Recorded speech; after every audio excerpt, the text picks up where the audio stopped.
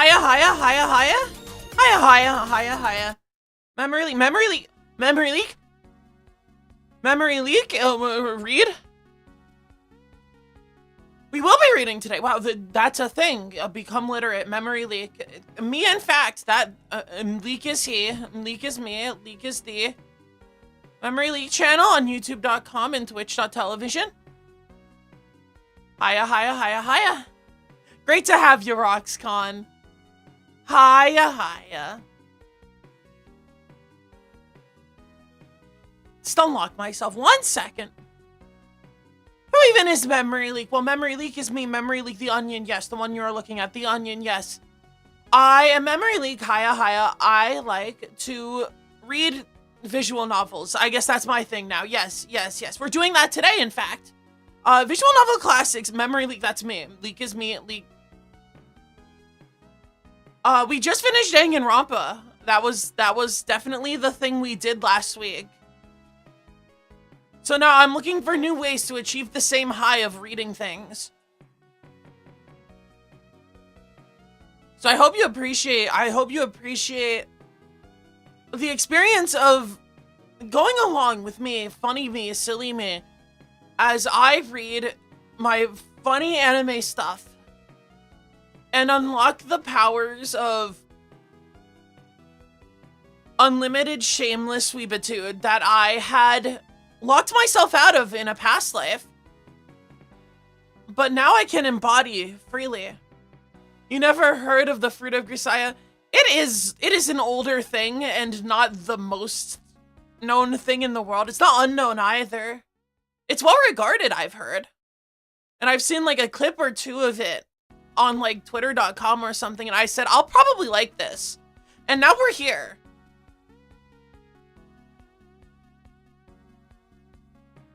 Spent some time working on YouTube stuff today, so I have a video almost finished. I'll check and see tomorrow if I have other things I want to add to it, but it'll probably be uploaded tomorrow for better or worse. So look forward to that as well. Tomorrow we have the Choicer Voicer. However, I have heard that it does not play nice with YouTube DMCA at all. So I will probably only be streaming it on Twitch. That's what I decided. That's what I made a post about already. But it's going to be at the same time as I was here today, 7 p.m. EST. So look forward to that. Look boatward to that as we sail on forward. What does an onion have to do with boats? Not much. You can put an onion on a boat, but an onion doesn't grow on a boat. An onion needs ground and a boat goes on water. Who'd have thought?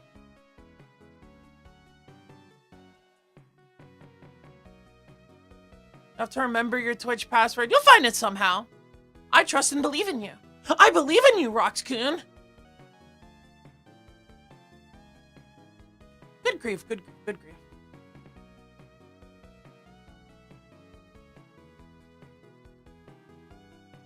My champion, AEW's very own protostar, Kyle Fletcher, just tweeted in French, "Je suis la star du porno."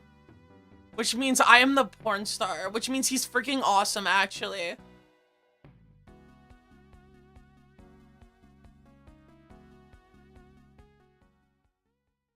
One day I'll have that kind of confidence to make tweets like that, but that is not today. In fact, this is a platform I don't understand. However, I will continue trying to grow my empire and my greater work.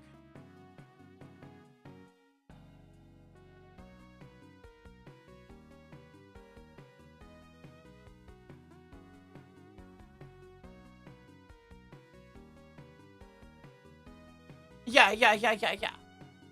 Do I have anything else going on in my little head? I have a lot of things going on in my little head if you look deep in hard enough. Although, frankly, not a lot of it has been video games, and it's not for any lack of desire to be stronger and play video games. I love video games, except when I don't. I love a lot of video games. I just love video games as video games. Different historical video games. Yes, life video games. Don't ask me why I'm so scrambled and scattered right now.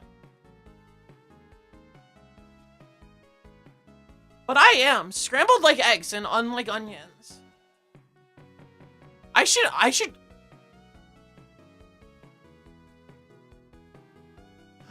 find my headspace.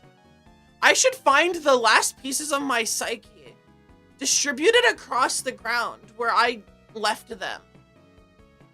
But I can't see the ground. It's dark in here. You are building in Lego. Like in real life, like you bought them? You can afford Legos? I mean, I used to buy Legos all the time. One time I bought Legos because the cashier at the Lego store was cute. And then nothing happened of that. She invited the silly old onion to go to like a concert or something and then said, oh no, I can't go, I'm too busy. Bro's using Lego Studio. Lego Simulator. It's the closest we can get. And I understand that.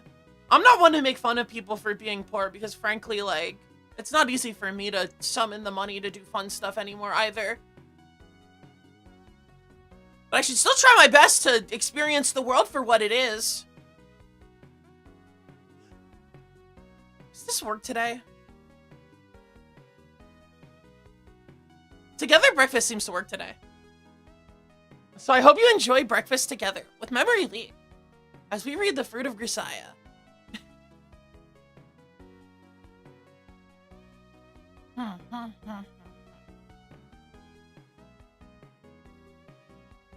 Otherwise, I'm not really loaded with different kinds of things. I should be listing things, but I haven't been doing things besides, I guess, walking to the store and scootering around. I do like scootering around. I'm a big fan of the scooter. I have a little electric scooter. I scooter around. And I don't go anywhere in particular because going places in particular to do things in particular costs money I don't really want to spend because I'm really anxious about money right now. But you'll be doing boring nerd reading stuff instead of playing cool games like Donkey Kong, Galaga, Galaxy, and even Pac-Man Jr. the Pinball Machine. Roxcon, I know you want to be playing Pac-Man Jr. the Pinball Machine, but how much do you really want to watch me play Pac-Man Jr. the Pinball Machine? That's a good question. I don't know how boring that would be. Probably be pretty cool. I don't know. But for like an hour. I'd think about it. I'd have to think about it though. I don't own a pinball. How would I play a pinball machine? How would I stream a pinball machine? I actually don't know how I'd stream a pinball machine. How would you stream a pinball machine? You wouldn't know how to stream a pinball machine. But if you can put visual aids and find cool stuff to talk about, any game is cool. I mean, I guess so. I mean, that's part of why I've sat here today and just decided, you know what? I'm gonna play a game that was on my, like, list of games I wanted to play at some point. Like, even though, like, it's not trending. I'm not getting big, like, trending numbers for playing the Fruit of Grisaia. Most people don't know what that is. But, you know, you should follow things that pique your interest and become a more cultured person or something stupid like that that makes me sound all pretentious. Oh, I'm so cool.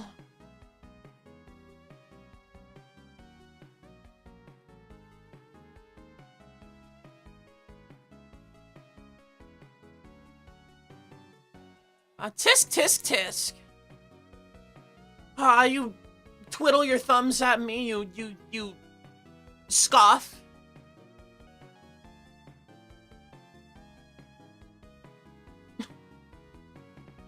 You know, Roxcon, you can make fun of the 3DS and the PSP all you want, but Danganronpa was made for the PS Vita, so like, you know, cooling on epic handhelds for that have carried generations before now, where people are really weird about, and not weird, people are definitely more picky about video games, but you know, I've lived to see a time where not that many people played video games, or they played a very small set of video games. Wait, they did play a very small set of video games, but I guess that's still the case. And Donkey Kong made the Famicom. Donkilius Kong for the Famicom. They did in fact, Nintendo did in fact make a machine to allow you to play Donkilius Kong at home. Although this was after they decided Mario was Mario and no longer Jumpman. But when Mario gets angry, sometimes the Jumpman personality comes out, and that's when you have to watch out. Because that's scary.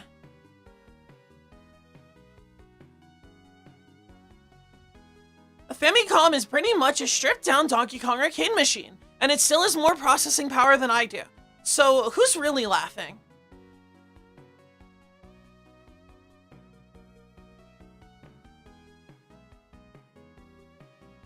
You need to someday show people about the actual Mario washing that Nintendo did. I mean, the original game was Donkey Kong, and all of a sudden, that Jumpman Mario started putting his name on everything, and Gashi put his name on everything. You can go outside. You can go outside to Tokyo, Japan, or Orlando, Florida, and go to Universal Studios and meet Mario yourself. Donkey Kong takes a backseat. He's still there, but he takes a backseat. You walk in and you see Mario first. Because Mario is unappreciative of his senpai Donkey Kong. Or his senpai playing cards, establishing Nintendo work playing cards.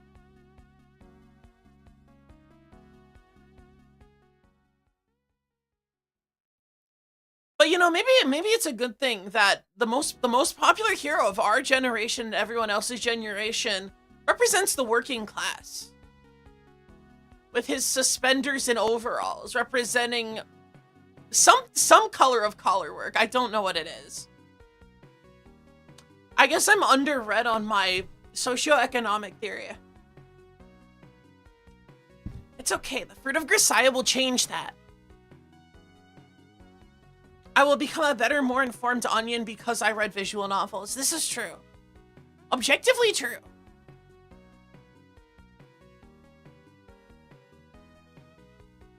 Mario taught me investment.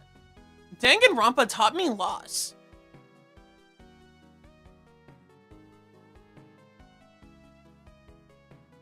So,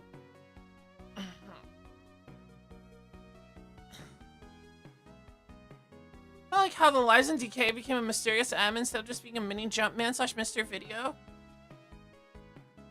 I mean, by that point everyone knew it was Mario. By the time Donkey Kong came out on the NES, you already had Mario Bros. For the arcade. Famous game featuring Shell Creep, not the Koopa Troopa. Don't get confused.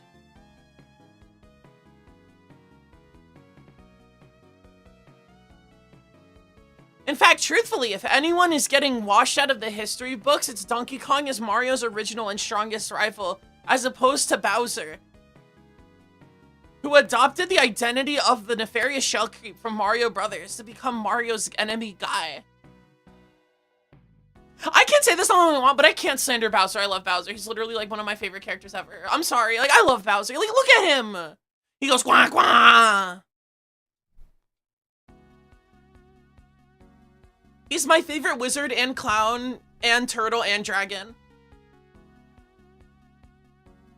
Pokemon treating Eevee as an iconic Gen 1 Pokemon starter and not some random mon that you can miss in the middle of the game. Eevee's okay, I guess. I'm not a huge Pokemon person, so I don't want to talk about it too much. I've played a few of them and liked a few of them. But like, I'm not like a Pokemon guy like a lot of people. Maybe I would like Pokemon more if I played it on stream though. That seems like a game that people stream. But then that means that a lot of people stream them. So how am I gonna be the Pokemon guy? There's so many Pokemon guys, right?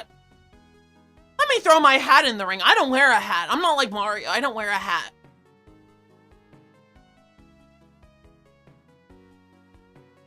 Imagine if Machoke got the industry plant treatment, as opposed to his cooler older brother Machamp.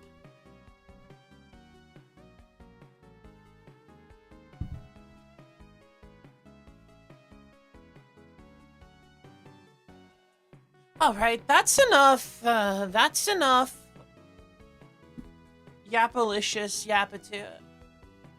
Giving us some time just to allow everyone to flock in, but I am going to see if no, not that one. That one! Did I mess up the presence of the Fruit of Grisaia? I might have to...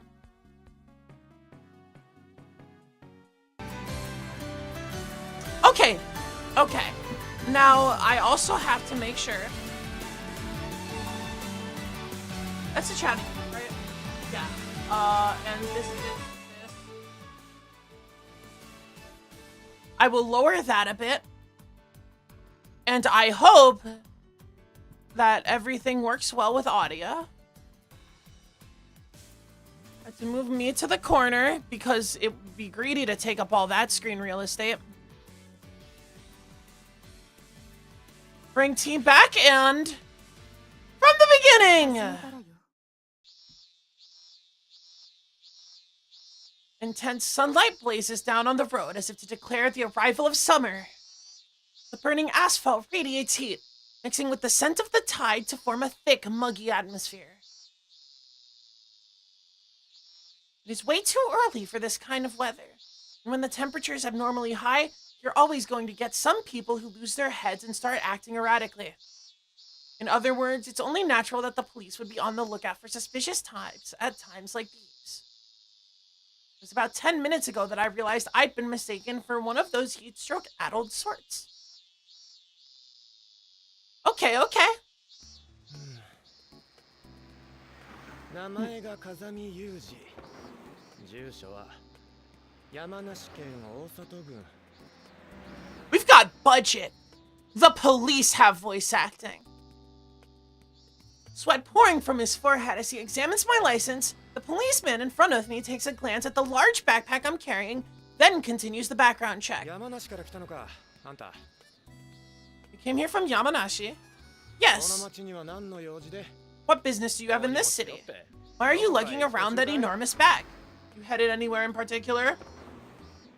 I told you this 10 minutes ago. I'm moving. The luggage is everything I own. I pack light too.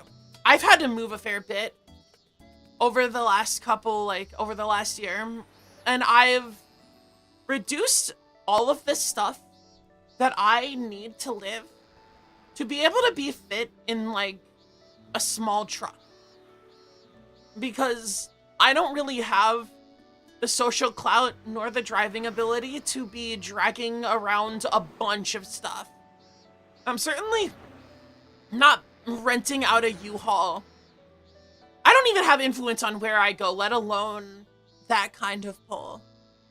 So I have to take what I can get for its limited capacity. Yuji-kun here seems to also be a light packer. So, what's your new address? Like I said, I don't have one yet. The answer's not going to change no matter how many times you ask. He's also got a bit of a... He's got a bit of a to him. You're moving, but you don't know where to. Look, what are you hiding? How about you just come clean already? Damn, pushy. Where did you come from? Where are you going? What are you planning to do there? Depending on the context, these would be fairly philosophical questions, but as far as police inquiries go, they're pretty run-of-the-mill. From their perspective, anyone wandering around without clear-cut business is by default a criminal of some sort. Let alone someone like me carrying around conspicuous, bulky luggage. It's as good as guaranteed that they'd stop me. That is their job, I suppose. Since this little scene acts as a crime deterrent through its visibility, it's not an entirely wasted effort. But unfortunately, I don't have all day to play along. I drop a glance towards the digital watch I'm wearing around my left wrist. Sorry, but I'm keeping someone waiting. I really can't spare any more time for hanging out with bored cops. Are you mocking me? A bored police force is proof that the city's at peace. Take it as a compliment. Yuki's playing games here. Okay? He's playing games here. I'm braver guy than me. Inexplicably taking offense at my tone, the policeman clicks his tongue in irritation and tosses my license back.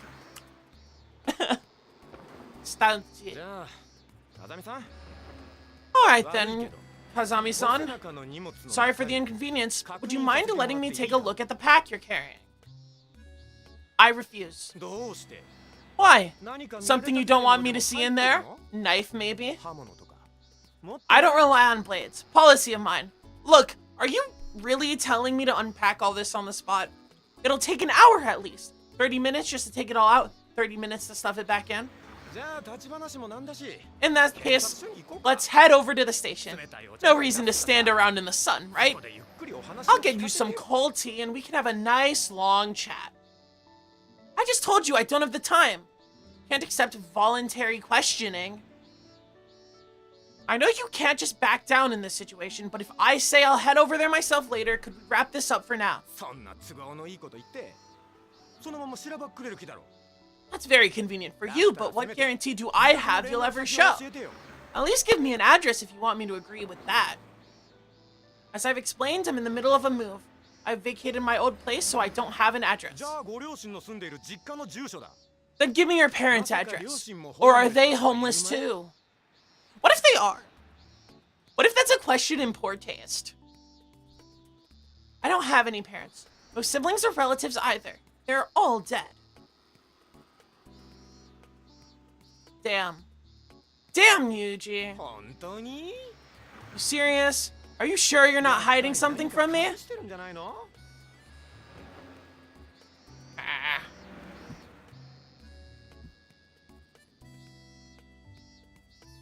Got some killing to do. It's okay.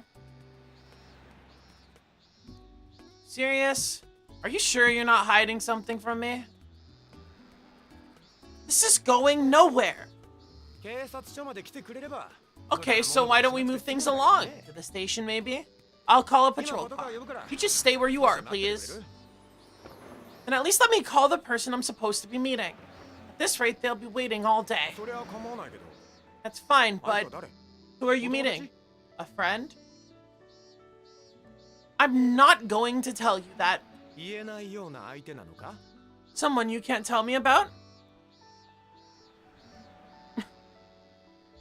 Well, Roxcon, you can't imagine moving, packing up all your stuff. Well, it's something that's very difficult the first time, but after that, you kind of get used to it. And especially if you're like me and you really don't use that much stuff on a daily basis. I live in a very minimalist lifestyle. I know some people don't really appreciate it. Some people do. I'm okay with that. That's like one of the few things I'm happy with. Right, like in general in lifetime. Not one of the few things I'm happy with. I like things. I swear I like things. I swear I have a positive attitude. Argentina, it's very rare to move. Ah, so it's like old England where you just like inherit your family's home, huh? Okay, okay. Yuji, you are getting awful snippy. It's your mother. We had an appointment at a hotel tonight. What? I was keeping quiet out of the goodness of my heart. You dragged it out of me, so don't blame me when your parents get divorced and your happy home is shattered. You watch your mouth!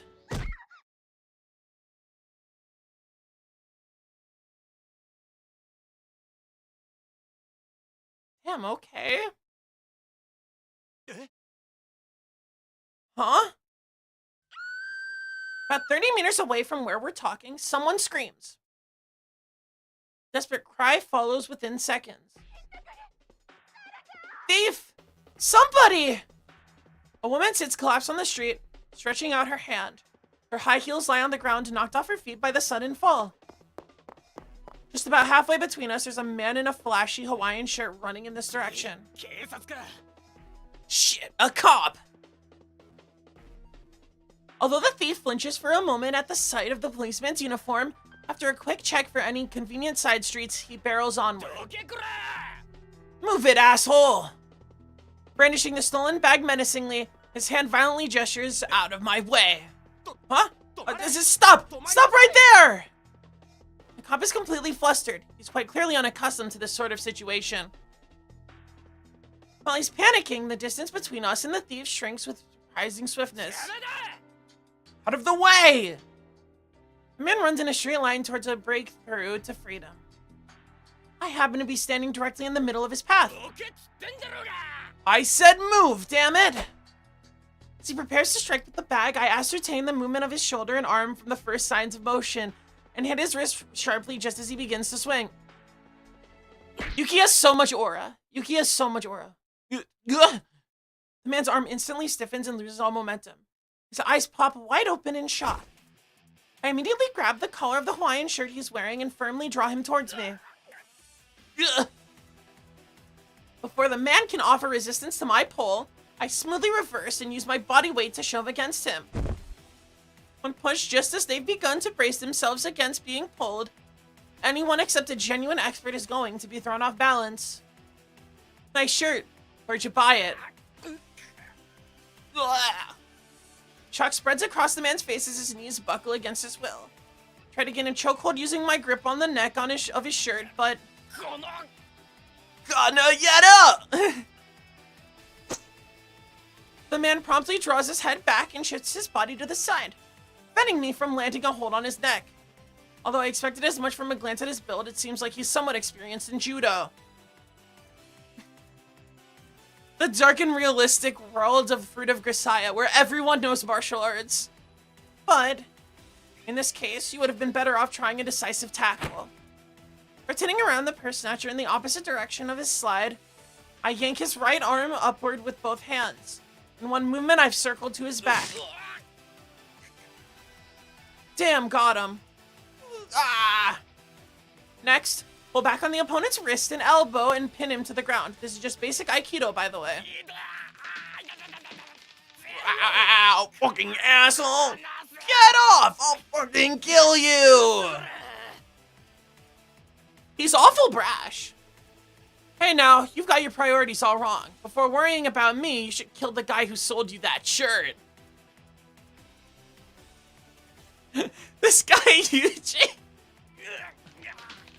God damn it. God damn kid. Perhaps unconsciously, the man's now empty right hand desperately slaps at the asphalt. Holding the thief pinned, I quickly shoot a look behind me. Don't just stand there. Oh, yeah.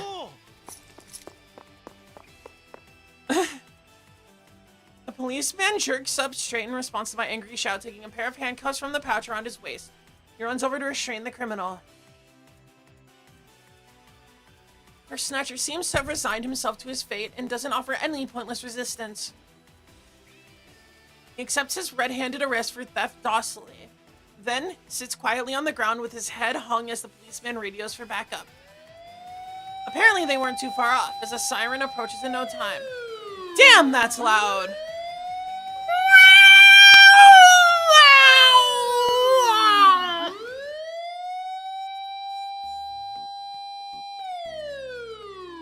Two policemen get out of the arriving cruiser and push the criminal into the back seat. As I'm quietly watching the scene in perfect passivity, the policeman from earlier runs over. Thank you for your cooperation in the arrest. I'll pass in the letter of thanks, so how about letting me move on? We can't do that, I'm afraid.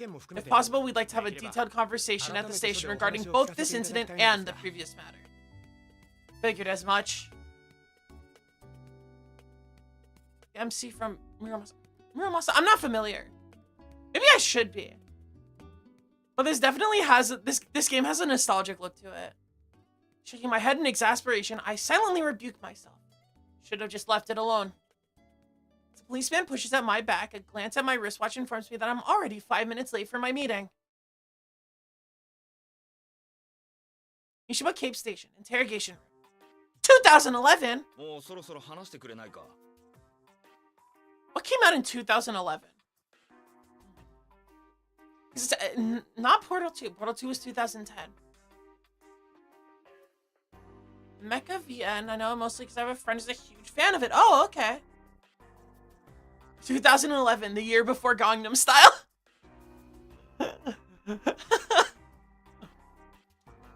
You about ready to talk yet? 30 minutes have passed since I was brought to the interrogation room. Familiar as the place where criminals break into flop sweat in TV dramas. I'm sitting on a cheap foldable pipe chair, my arms folded in perfect silence.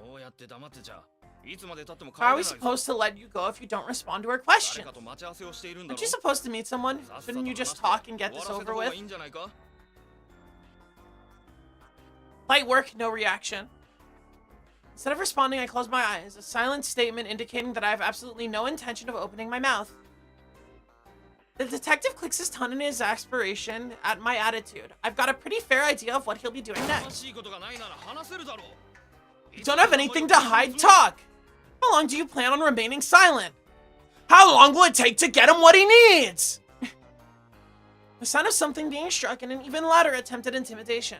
This is the point where a timid guy would be jumping in his seat with his eyes wide open or maybe staring at the floor and quivering.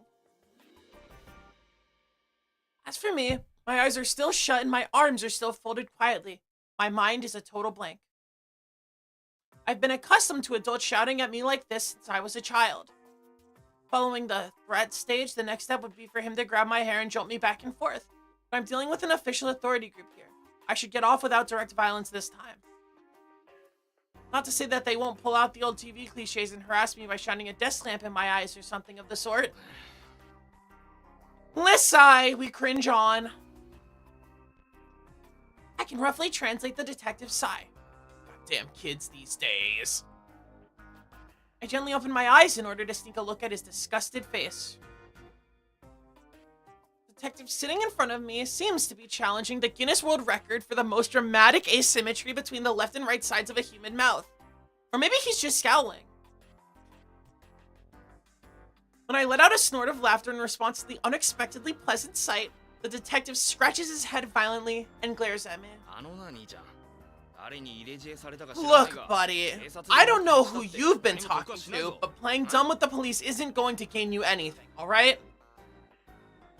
Won't gain you anything, but you won't lose anything either, except your time. Turn my gaze to the clock on the wall of the sweat box. An hour has already passed since the scheduled time for my meeting. How about you respond when I'm speaking to you? The detective strikes the desk with excellent comedic timing. The best part is the way he knocks his ashtray off the table every time he does this. Ugh, what the hell is your deal? His tone distinctly fed up, he stoops down to pick the plastic tray off the floor. Kazami Yuji, occupation student. Yes, you've said that already. Many times. We looked it up. You came from Yamanashi, right? No criminal background, no traffic violations or juvenile custody records. No commendations on public record either. What kind of person has absolutely no data in the system? The record is so clean it looks like someone's been whitening it out. Just who the hell are you? Asami Yuji, occupation student.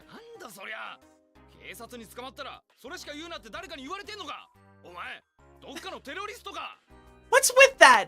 Did someone tell you to only say that line if the police caught you? Are you some sort of terrorist or what? Kazami Yuji, occupation student. Run it back. Unshakable. Even when the police officer says kind of funny things. Shut up! Just shut up! First it's say something, now it's shut up. Talk about hard to please! Our capricious detective scowls yet again and scratches his head. Flakes of dandruff drift grandly through the air. Based on his thoroughly wrinkled suit and heavy stubble, I'd say he hadn't been home in days. Look. Cut me a break here. Put yourself in my shoes for a second. Sigh. Lay sigh, we cringe on. Another sigh. Wistful. Endlessly. It's enough to make me want to heave one myself. Because we both take our work seriously, it seems like we're stuck going around in circles. You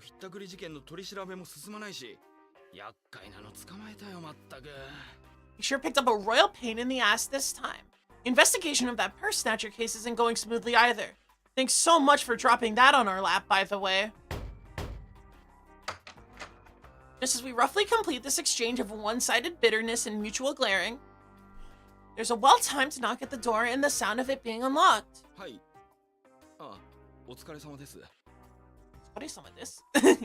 Yes, hello, sir. Slightly plump elderly detective enters the room. We have a tall, skinny one and a short, fat one? Is this the good cop? Is he gonna offer me some food? He's gonna be, oh, a donut? Given the respectful tone of the detective I've been chatting with, he's probably a superior of some sort. Is something the... Oh, well... Huh? After a quick glance in my direction, the elderly detective whispers something into the younger man's ear. For long, the younger detective turns towards me with a decidedly nonplussed expression. You're being released, it seems. Thanks for your cooperation. Why now all of a sudden? You're asking the wrong guy. Bye. He is so done. With those parting words, the young detective leaves the room. The elderly detective watches him go and then faces me with a greasy smile. Well, sorry about all that, Kazami-san. It seems we hadn't received any report on our end, and we were only just now placed in contact with your guarantor. The detective stares at me with eyes like a dead fish. We might work for the government. As an employee of Ichigaya, if you'd simply said as much... If you'd known I was from Ichigaya from the start, wouldn't you have thrown me in jail, stripped me naked, and sprayed me down with the hose? You're quite the kidder! Did you forget that we belong to the unparalleled Sakura Damon? We're all friends here. Just to let you know, I'm nothing but a student. My work at Ichigaya is only a part-time cleaning job. Cleaning? Cleaning, is it? I see. That's well put. Just as I'd expect from your collection of eggheads. Is Yuji a bit of a smart guy? In response to my words, the detective twists his mouth into something vaguely resembling a smile. But really now, if you'd simply informed us a little earlier about the circumstances on your end. Well, as I'm sure you know, the higher-ups are what they are. You had quite a mess there for a moment.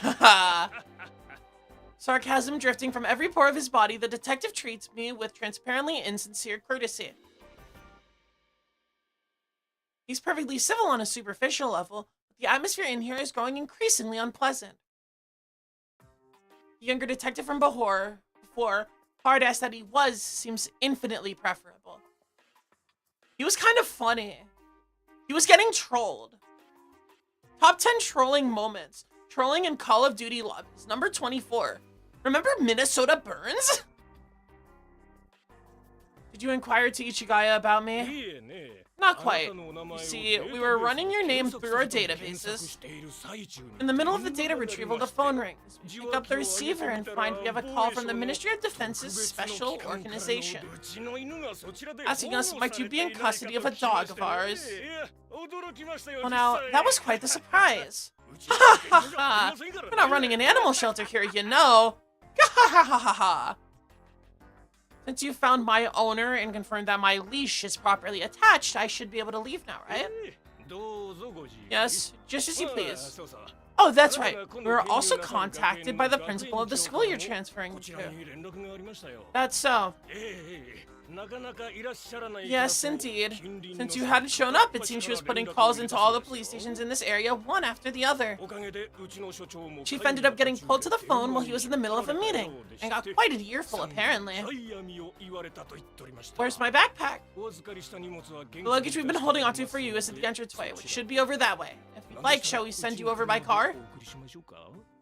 You're not getting funds from public taxes in order to chauffeur bums like me around, are you? I'll walk. Our favorite little self-proclaimed bum, Yuji.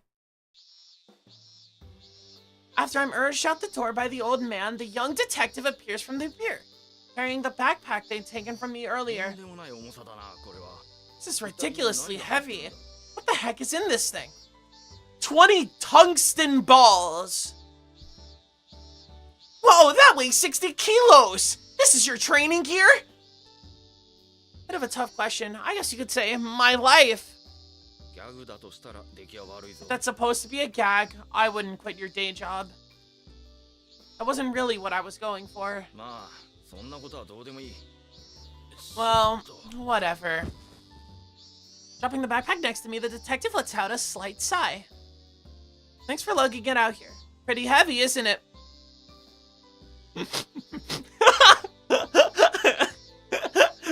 Yuji standing next to his backpack as the Hulk, Mighty Mouse, and Goku all try to lift it. Pretty heavy, isn't it? That's not something you say to a guy who learned judo for work. You might be country police, but we've at least got that much training. I mean, clearly so does Yuji. True. Yes, it's natural for a policeman. Sorry. The detective smiles wryly. By the way, you're supposed to be a student at that landfill academy, right? I'm wearing the school uniform. You can see at a glance. Feels more like you've been dressed up in it. You clasp my shoulder as we pass each other. Take care. In a lot of ways. Those parting words, he heads back into the police station. Guess I don't make a convincing student yet. I'm wearing black slacks and a short-sleeved dress shirt, as well as a blue tartan check necktie. It's your stupid silk slacks, dumbass. Aw, dude.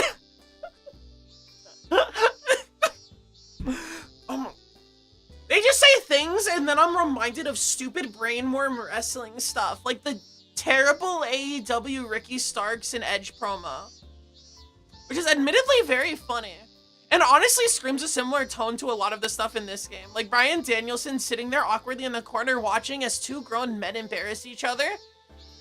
Really embarrass themselves. No one looks good there. Yeah, I guess besides Bryan Danielson, because he doesn't do anything.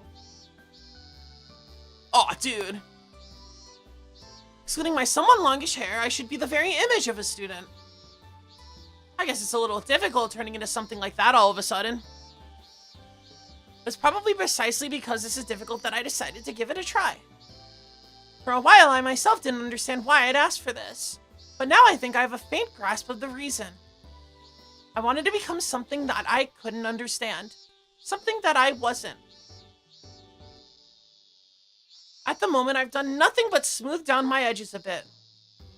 Perhaps later on, I'll become a student on the inside as well. The sun that had been climbing upward earlier has now finally reached its zenith. The temperature keeps on rising and sweat oozes from my skin. I was pretty sure she'd pick me up, but Sensing a presence, I lower my gaze from the sun. My eyes, well accustomed to high contrast lighting, project a human form in silhouette for only the briefest of moments before the details fade in. Aww, look at her! Isn't she wonderful? Isn't she incredible? Thanks for your service. A woman raising an awkward salute, grinning broadly, stands before my eyes. Spare me.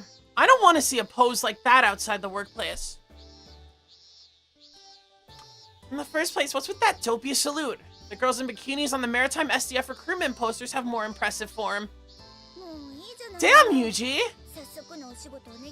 Geez, and here I am offering my appreciation for your sudden efforts. I don't recall contributing enough to society today to deserve any appreciation. Is she the woman that got robbed? Yes, I do understand that you went through a lot right off the bat. Could you not take it out on me? More importantly, comes the door of the car, stop next to her. Get in. Accomplishing your objective is the top priority. Yes, okay. So she's a fellow government agent. Okay. Yeah, true enough.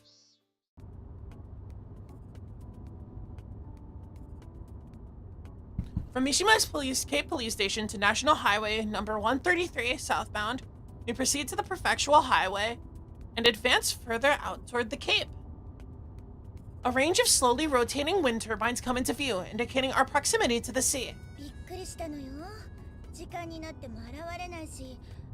was quite the surprise. You don't show up at the time we agreed, and when I call around trying to figure it out, you're predictably being a nuisance to the police. I was half convinced you'd collapse somewhere, given this heat. I doubt you really thought I was sick. What grounds do you have for saying that? You were trying the police stations first, not the hospitals. Well, it is you we're talking about, so I figured you'd manage something if you were about to collapse. But for the record, I was worried about your safety, so maybe you could not pick at the details. Accuracy in weather forecasts and interpersonal communications make society run smoother. You're seriously not cute. Pouting again, she continues her harangue. Harangue you? Okay, Google. I will never learn Japanese. I don't even know English.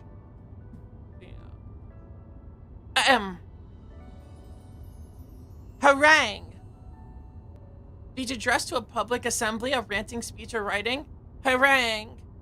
Hi, Guts. Way to announce your presence. But you know, we can always have breakfast together. I'm always down for breakfast together and learning the definition of the word harangue. First of all, there may not be many of them, but the trains do run here, yet for some reason you walk instead.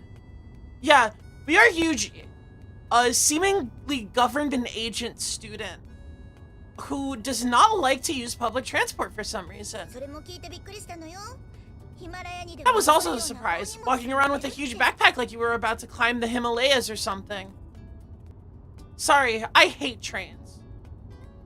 Okay, Yuji, you're not special. You're not that cool. Girl, I'm Yuji, I hate trains. Yeah, real awesome, buddy. You think you're so great because you don't like trains. Like, come on. Grow up, trains are awesome. That doesn't make walking the entire way any less bizarre. What's the matter, clamming up like that? Could you not mention this to the other students? I don't want them getting any funny ideas about me from the get-go. Yeah, this might well set them on guard. A real weirdo came this time. Got enough of that from the police to last me a while. Ah, so you did get questioned. Yeah, and he didn't say much. He did say he was a student. Alright, we've arrived. This is it. The car proceeded about 500 meters along on an area of reclaimed coastal land before she brought it to a stop. That's what he meant by landfill, I see. As I'm recalling the words of the detective from before, the woman continues our conversation with a suddenly cheerful tone. Get into character. What do you think? Pretty nice, isn't it? It's the absolute newest school in the vicinity. The bathrooms are not totally disgusting yet. Very nice. Barely even looks like a school. Although I'd heard it was a new school, its external appearance genuinely isn't what I'd expected. A 3-story building. The pure white color of the outer walls is the only typical school-like element, with every other aspect more closely resembling a city office building. The gates to the right and left are less evocative of a school gate than a functional fence at some facility. The mounted signboard, likewise, is a utilitarian thing printed in a simple typeface rather than a hand-drawn work of calligraphy. Come on, this is your future alma mater. Where's the deep upswelling of emotion? Only just arrived at this place. If I said I was deeply moved by the sight, it'd be a lie. You're such a dull person. Human beings are creatures of imagination, you know? With an exaggerated sigh, she opens her hands wide in the overblown gesture of a third-rate actor. It's newly established, so the school might not have much of an image yet, but the students are nice, normal kids, and... No! Thank you, girl A. Eh? Hey.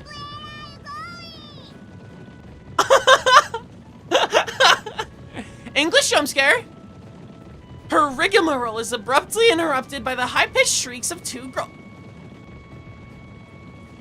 Don't say homosexual rigmarole. Don't say homosexual rigmarole. I'm gonna say homosexual rigmarole. Reference to the video where he says, where the guy's talking to his barber and he says, "I've had enough of your homosexual rigmarole," which is totally a thing that can be construed as offensive, but it's also very funny. It's a very funny combination of 2 words. Her rigmarole is abruptly interrupted by the high-pitched shrieks of 2 girls. Stop that, Machina! I said stop it already! Please, have mercy!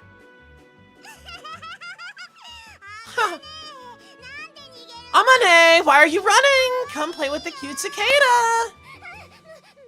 Bugs! Bugs are the worst!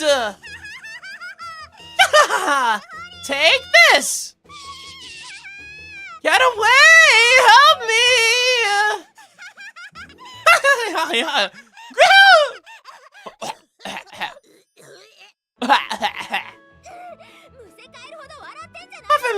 You choke, huh, Machina?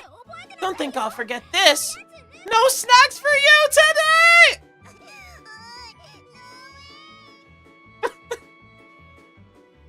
No way!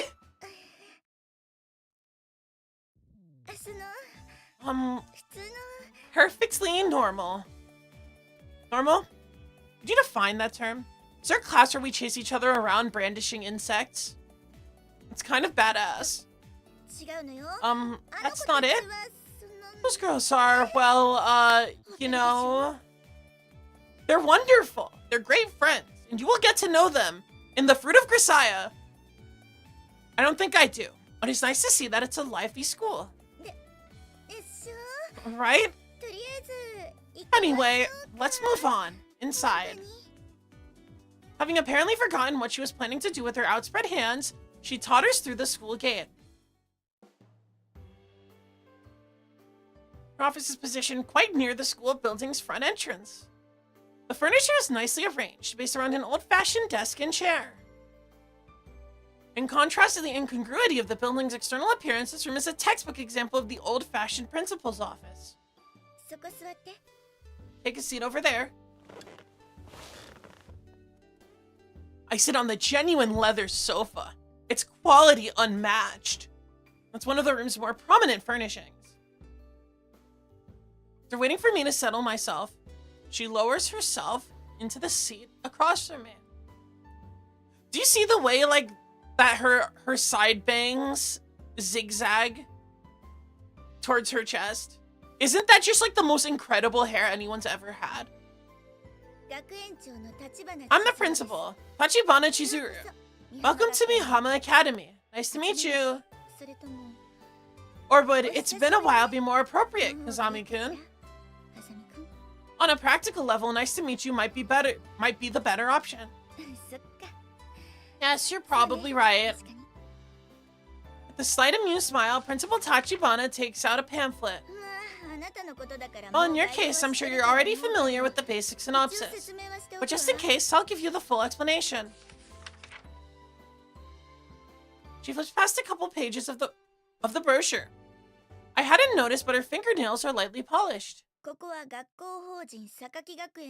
This is a private academy under the management of the Sakaki Academy Educational Corporation, in which students chosen from across the country gather in diligent pursuit of academic achievement. Our parent organization is East Beach Express Railways, owners of a rail network that runs the breadth of the Kanto region. Through their support, the very best facilities and educators are brought together here. First, the principal's talk shifts to more detailed matters.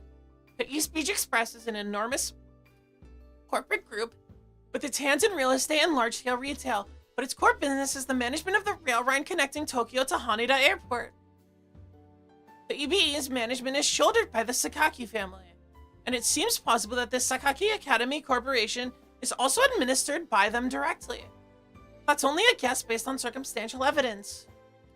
There's a lack of public information on the secretive corporation's activities. The very existence of this academy isn't well known. I didn't gain anything that could be called definitive proof from my investigation so far. I'll be entering the academy immediately as a second-year student. Our transfer will be announced during tomorrow's homeroom, and after that point, you're free to decide your own course. Her fingers come to a stop, bringing her hands gently together. The principal raises her gaze from the pamphlet and meets my eyes. She has to stop moving her hands seductively. Well, I think it's an ideal environment for a normal student life, like the one you requested. I have a few questions. Go ahead. Hi, Lucas. I want to learn home ec as my course. Home economics? Finally, some practical skills for the daily workforce. I guess the daily home... Being stay at home's kind of awesome, actually. Especially under the knowledge that everything will just be alright, you know? First, today is a weekday, but there was barely anyone on the school grounds. What's going on? You have a hand-picked elite view. The total number of students, including you, is 6. Am I just playing Danganronpa again?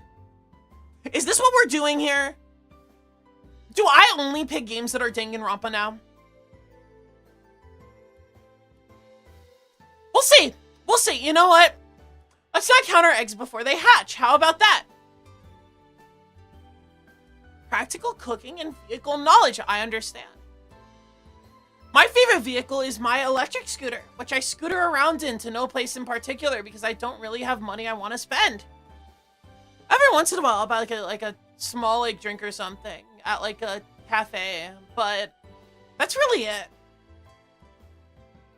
I honestly just like the fact that I'm outside for a little bit scootering around. It's kind of nice.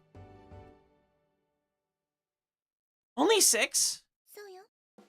Yes. The elite few. Indeed. That include our friends with the cicada just now? Of course. Question 2. Where am I living from today on? This is a boarding school. I'll guide you to the student dormitory later. You'll walk to school from there. Dormitory, is it? It is a dorm, but it's considerably spacious, so don't worry too much. In that case, not a problem. Anything else? Before we finish, one last thing. Alright, go ahead. This last question only, I stared directly into her eyes. They're very easy to get lost in. She is an incredibly wonderful looking principal. I need to confirm the principal's intentions in bringing me here. After all is said and done, is this a normal school? The principal closes her mouth. After a moment of silence, she opens it again. You realize instantly from the art style alone? What did you realize from the art style alone? It has, for lack of a better term, its energy is calming and nostalgic faps. I mean... Yep.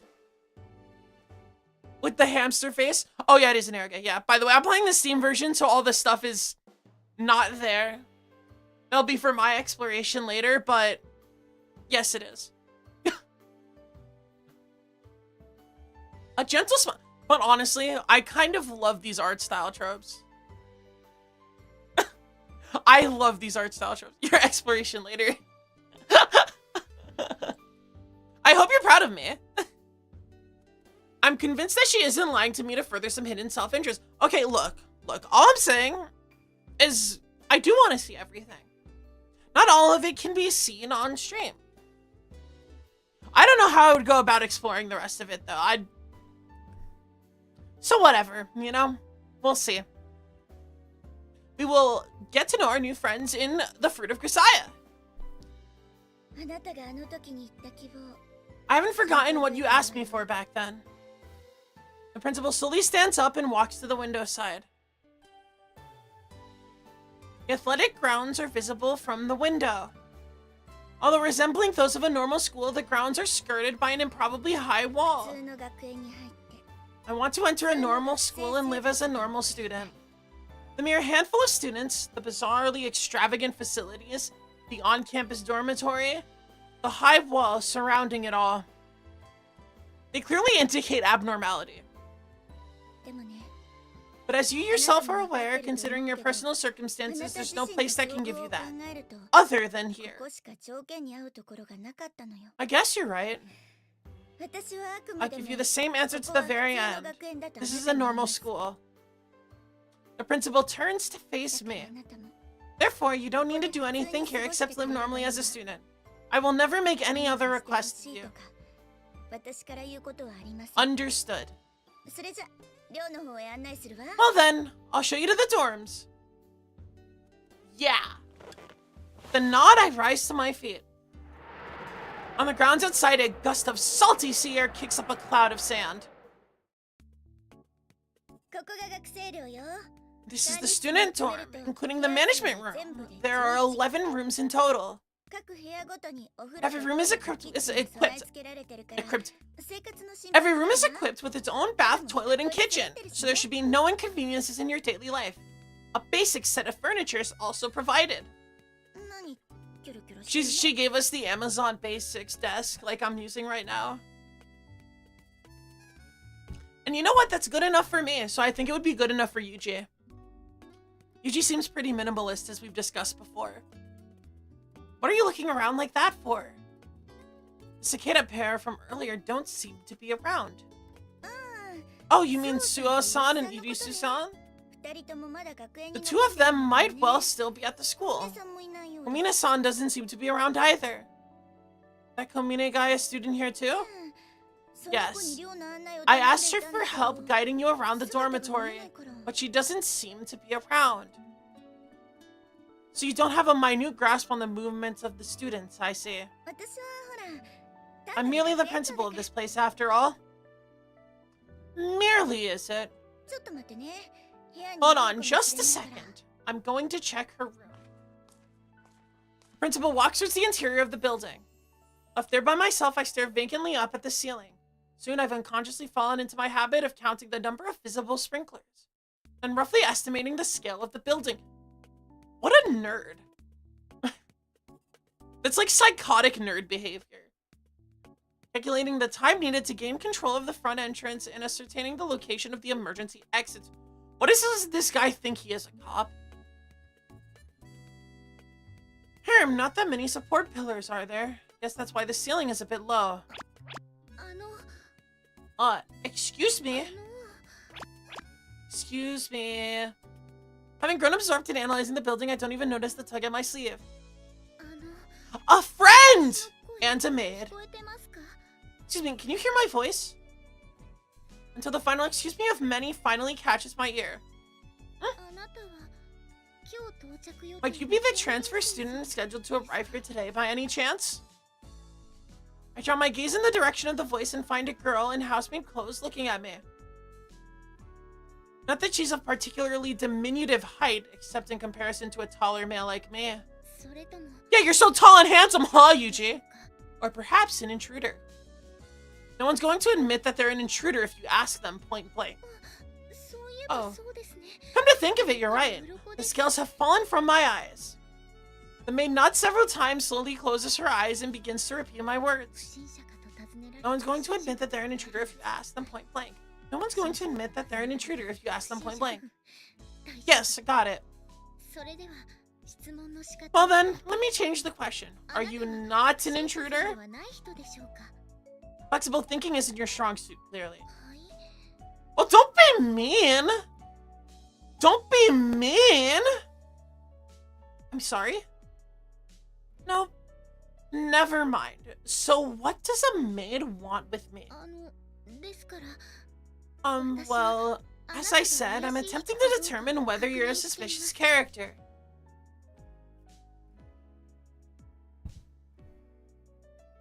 This would be the second time today I've heard that pickup line. それはおめでとうございま This す。 is truly impressive. それ As I was saying, are you a non-suspicious あなたは character? 不審者さんではない人なんでしょうか？ You're a lot tougher than you look, babe. Yuji, come on! ああ、小峰さん、ちょうどよかった。 Komine-san, perfect timing. This is Kazami-kun, the student who's just transferred in. At this point, having noticed our voices, the principal calls out to the girl. It seems this maid was Komine all along. やっぱりあなたが転入 So you were the transfer student after all, I see. I'm Kazami Yuji. Good to meet you. はい、こちらこそ。 Yes, the pleasure is all mine. うん I don't think you introduced yourself. すみません。 Ah, 下の名前は Pardon サ me. チです。 my name is よろ Sachi. しくお願いし It's ま a す。 pleasure to meet you. And this time it's nothing but the first name. I had this thought earlier with the other two, but you've certainly gathered some unique elites here. Fostering the individuality of the students is the responsibility of any school. Which would mean that she's a student too. Komine-san is a first year at this academy. Did she look old enough to be in front of the blackboard to you? That's not really my point of confusion here. Our uniform creates certain preconceptions. For example, if I see a girl wearing bunny ears in a bar, I don't ask what she's done with her Bible. I don't know what to think about that. Yuji has a prejudice, but I understand. Yay, bunny girl. Oh, right. Komine-san does wear a maid uniform more often than not.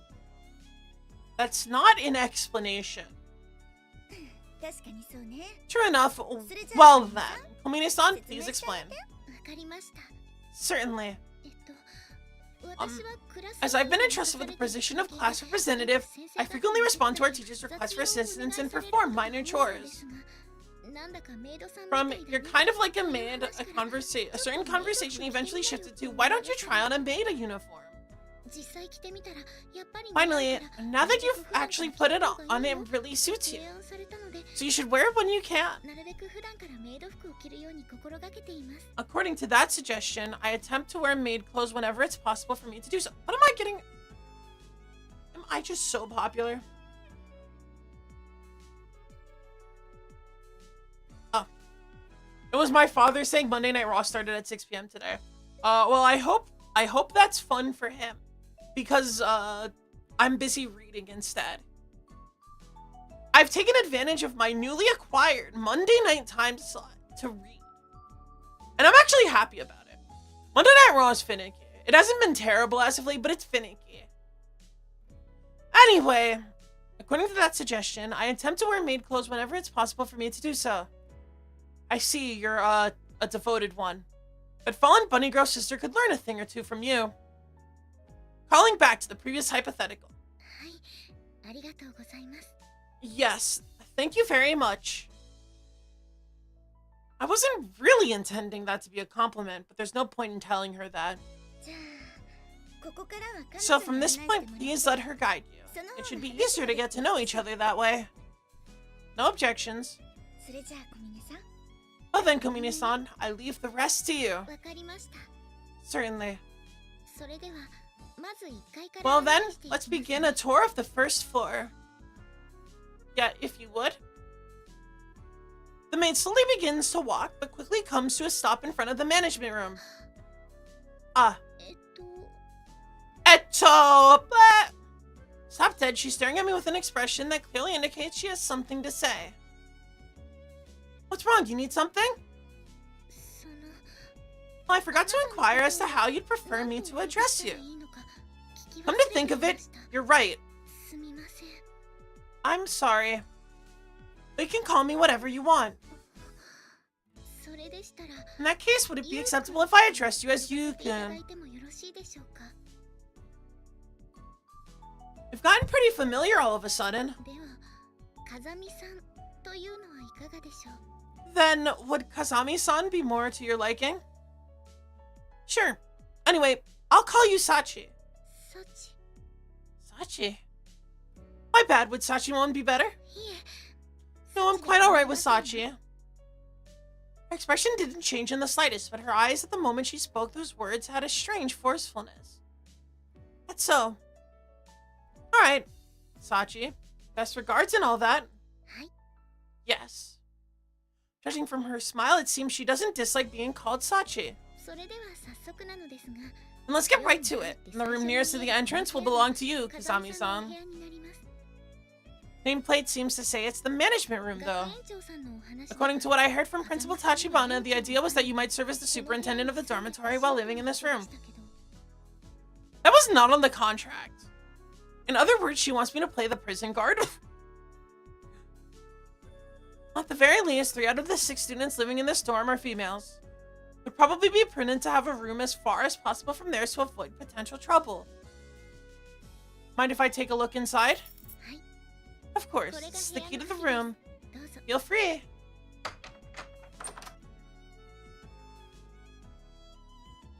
When I open the door with the key she hands me, a prominently placed set of kitchen and household goods catches my eye. They seem to be in good shape, and I can confirm with a glance that the room itself will be more than adequate living environment given my needs. 1 fire alarm and 2 sprinklers are installed in every room in the dorm, which Yuji seems to be really invested in. Got it. She seems to have guessed my thoughts from the direction of my gaze. It would be a walk-in closet with a floor space of about 2.5 square meters. As a little test, I focus my eyes on a different point of interest and she provides an explanation in the same way. Although she's a little off in some departments, she seems to be pretty sharp in other respects. I see. Looks like there won't be any problems. As I speak, I twist the faucet over the sink. Was someone using this room before I came? No. I'm certain it was unoccupied for at least 4 months. The water's pretty clear considering. Well, the building itself is quite new. Before you arrived, this room was occasionally used as something of a storehouse, so it's possible someone used the water recently. I myself would sometimes fill my water bucket here while cleaning. I see. I twist the faucet to stop the water, drop the luggage I've been carrying on the spot, and promptly leave the room. Next, this open space just inside the entrance is something of a common area for all of us. Common area! Standard student dorm community space, is it? Yes. In particular, Maki-chan and Amane-san spend a lot of time here. That's so. Although I haven't heard those names before, they must be other students. Also, the door next to yours leads to the boiler room. The stairs are opposite. And further on, there are 4 rooms, of which the 3rd room next to the stairs is mine. I'd heard there are 11 rooms in total. Any reason why you picked one on the 1st floor? Plus, you know, my name is Sachi. Apparently that sort of rhymes with room 3. And so I was encouraged to... I get the idea.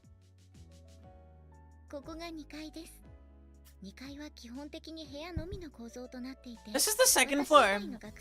This floor contains only personal rooms, and with the exception of myself, all the students live here. Which would mean 2 of these are vacant. Yes, room 7 and room 9 are currently unoccupied. 3rd floor is structured as a bathhouse designed around this grand bathroom. On the other side of the stairs is a laundry room and space reserved for clothes drying racks, so please use them when necessary. If doing laundry is problematic for you, please inform me and I will be happy to take care of it on your behalf. She's really... I can do my own laundry. Wouldn't taking care of someone else's chores be a nuisance? It's only natural for the class representative. Alright. I'll keep that offer in mind. Please do. There's no reason to refuse outright when the offer is delivered with such an earnest smile. By the way, can we use this grand bathroom as we please? Yes, it's maintained periodically by a specialized contractor, so excluding cleaning, it's available 24 hours a day. However, as there's no separate space for male and female bathing, I would ask you to leave this note on the entrance when you enter. As she speaks, she hands me a card that reads, "In use, male bathing." Welcome back from the bathroom, Roxcon. We're in the bathhouse. Welcome to the bathhouse. Sure, I think I might take advantage of it pretty often. The view up here is pretty nice. It is indeed. There aren't any tall buildings besides the schoolhouse in the area, and the window glass is 75% transparent, so it's possible to watch the sun setting into the sea. So, I mean, we're getting introduced. We're being shown around the dorms. Nice view, huh? Not bad. If you'd like, you can give it a try right now. As she speaks, I notice Sachi's already As she speaks, I notice Sachi's already holding a towel and a change of clothes in her hand. You're pretty well prepared. Most people who see this grand bath are struck by the urge to give it an immediate try. I see. The fruit of your experience, is it? The fruit of our Grisaia. What's wrong? Instead of a change of clothes for you, I seem to have accidentally brought my own. As if to demonstrate, female underwear slips out from among the clothes in Sachi's hand. Is this a declaration that you want to bathe together? No, that wasn't my intention. I apologize. I really don't think there's anything to apologize for. Thank you. Well then, this concludes the tour of the dormitory. Do you have any questions? Let's see. Can I ask about something other than the dorm? If it's something in my power to answer, then... In that case, let me hear your 3 sizes, Sachi. Yuji, have some respect. Yes, starting from the top, 82, 56, 83. At the moment, is there a specific man you're going out with? No, there is not. Your experience with men to date? None to speak of. I know I'm the one who asked you those questions, but answering them so politely. Would that also be because you're the class representative? A class rep is only a class rep to the degree that they are an assistance to others. What an admirable devotion to customer service. Thank you very much. Are there any other questions? Nothing comes to mind. Very well. If there's anything else you'd like to know, please dial 3 on the intercom telephone in your room. It will connect to my room. Got it. In that case, please excuse me for now.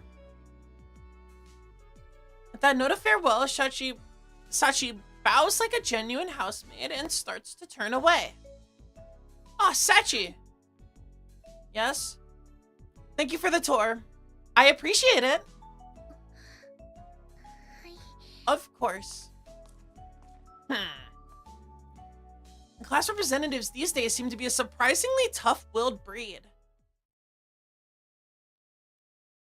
After Sachi's tour ended, I took another look down the interior of the building on my own. By the time I returned to the room, my room, the sun is already low in the sky and the light growing dim. I don't know why I had such a hard time reading that. Should probably put this stuff away before it gets dark. Opening my backpack, I pull out the contents and begin to put them away on the shelves I've been provided with. It's a real help that I've got a closet. Things I can leave in a visible place and things to be stowed away in the back. Dividing my possessions between the two, the latter are clearly more numerous. Normal, huh? Looking over my mountain of luggage, I mutter in a self-deprecating tone. As I work, the sun sinks leisurely into the sea.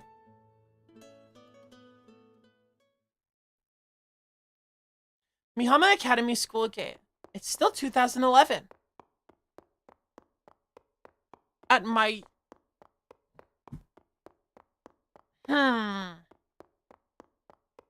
Is she okay?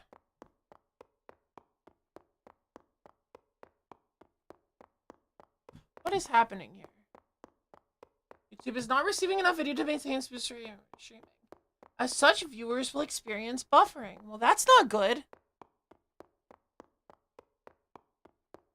Do we just wait a second?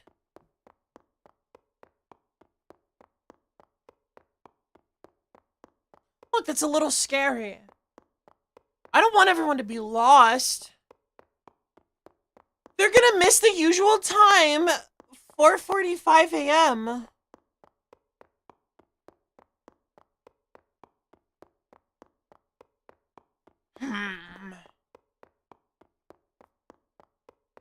Okay, if it's fine to you, then it's fine to me. How about that?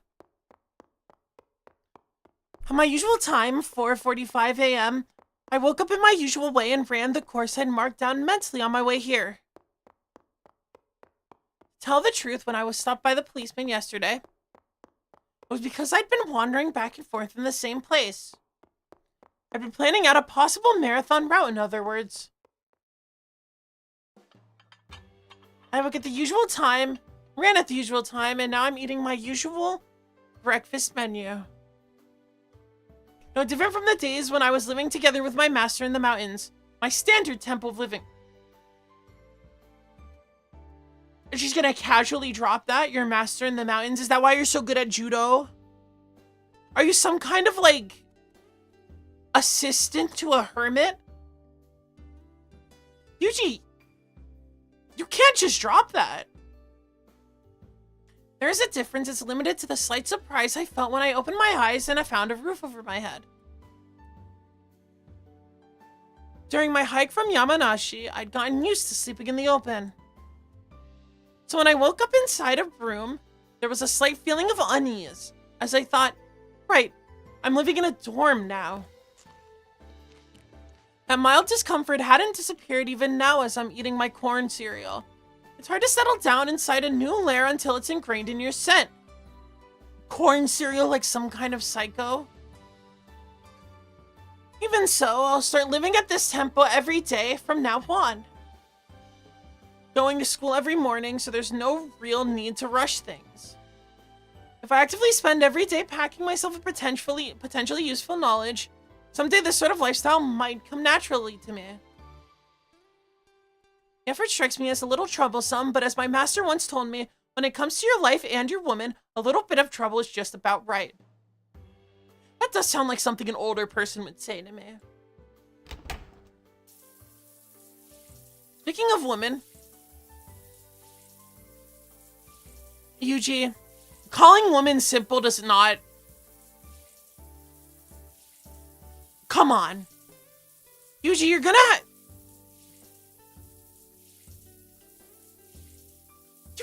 You shouldn't be acting like that, okay? I hope you grow and change as a person over this whimsical adventure. Speaking of women, they're a simple bunch, but that doesn't make them any less difficult to handle. I learned that much in my first year living with my master. In my master's words, when you're a brat running fast enough to make you popular. When you're a middle schooler, the guys who can fight will be popular, and after that it's the guys with brains who get the girls.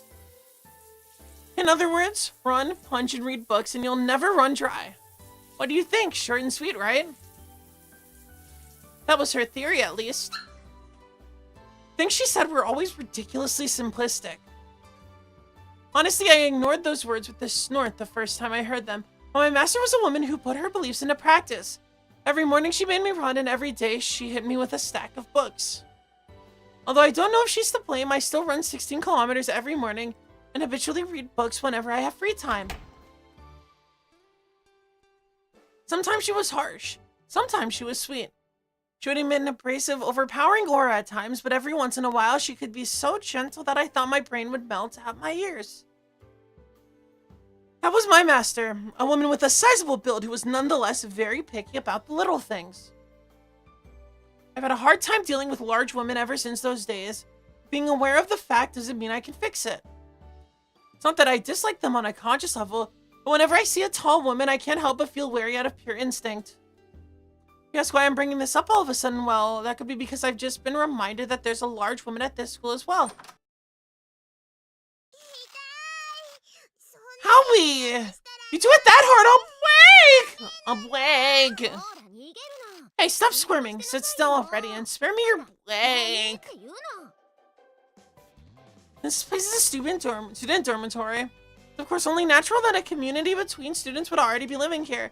It's entirely probable that they have their own rules that I don't know yet. Learn to read. Also, I'm a country hick fresh from the rural areas of Yamanashi. So it goes without saying I'm poorly versed in the customs and rituals of this land. I have no way of penetrating the depths of significance that might be hiding in an action that, at a glance, looks to be a simple case of bullying. What game's this? What are the rules? Huh? Puzzled faces staring back at me are familiar. It's the little girl / big woman combo I arbitrarily named the Cicada Sisters when I first arrived at the school yesterday. Who are you? Who do you think? I think someone once said that answering a question with a question is proof of stupidity. Girl A is awesome. That's so. I suppose that means I'm irredeemably stupid. Please call me Moron Boy, as if we've been friends for 10 years, Cicada Sisters. Cicada Sisters? I saw the pair of you from the gate yesterday. One of you was swinging a cicada around and the other was shrieking. If I remember correctly. You saw a bit of a weird side of us. Well, can you forget that happened? I'll see what I can do. Oh, hey, would you be the new student transferring in today? Yeah. Kazami Yuji. Good to meet you. I thrust out my right hand, but the tall woman in front of me doesn't show any sign of grasping it. She stiffened on the spot, staring fixedly at my face. It looks as though she's even forgotten to breathe. Something wrong? Huh? Oh, right. The handshake. Sorry.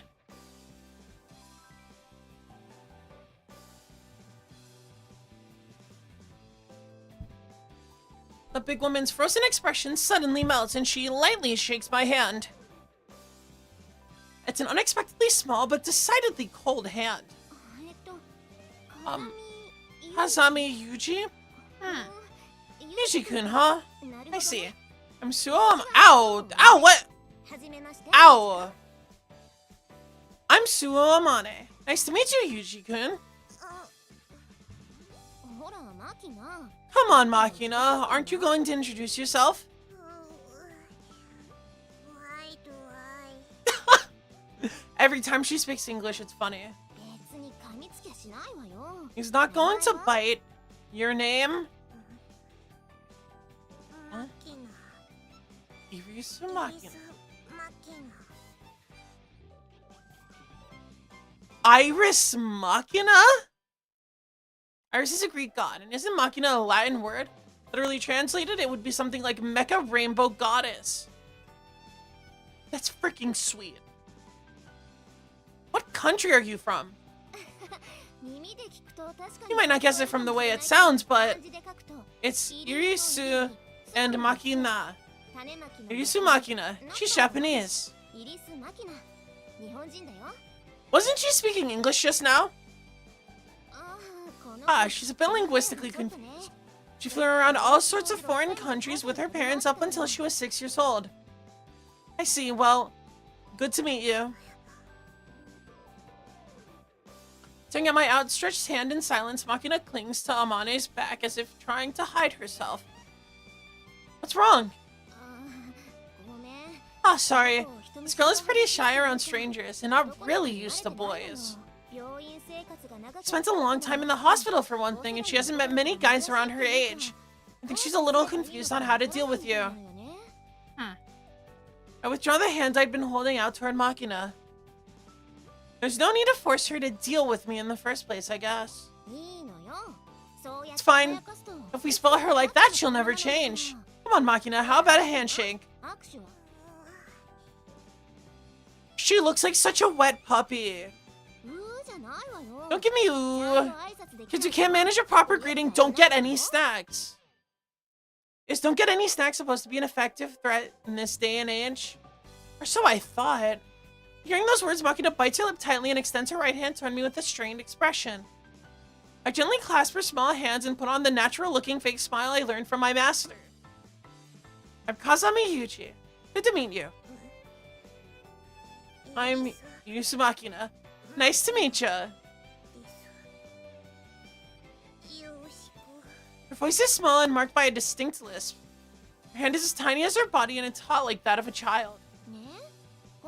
See? He's not so scary, right? Let's not just say hello. How about you two talk a bit? What's your favorite animal? I like dogs. What about it? An answer before the question this time. I'm not really the indecisive sort. I don't hesitate when I need to come up with an answer. Even more so when I have an important decision to make. Compared to failing without even trying, I'd rather take action even at the risk of a mistake. Hi, Shrimp, hi. Hi, Shrimp! We like to read things, right? I'm reading things. Ooh, very cool. Ha ha ha. Are you mocking me? Perish the thought. Then why'd you laugh? Why do you think? I've heard answering a question with another question is a sign of stupidity. Oh my, I suppose that means I'm an idiot. From now on, please call me Moron Girl, as if we've been friends for 10 years. Yuji and Amane have a nice back and forth. Amane's pretty cool. I like Amane. Got it, Moron Girl. Haha. I'm laughing now, but say that again and it won't end well. What a troublesome woman. Why, because she treats you like you treat other people? Yuji finally getting back some of the energy he gives. Oh, you're leaving already? I don't feel like being late on my first day. There's still an hour until class starts, you know. Wait, he's just like me. I'm used to waiting. I'll kill time sightseeing over there or something. I'm not going to say that's a bad idea, but it seems a little weird. I get that a lot. Well, I'll see you in class. Ah, Yuji-kun, wait a sec! What? Mind if I ask you a question as well? If it's something I can answer. Well,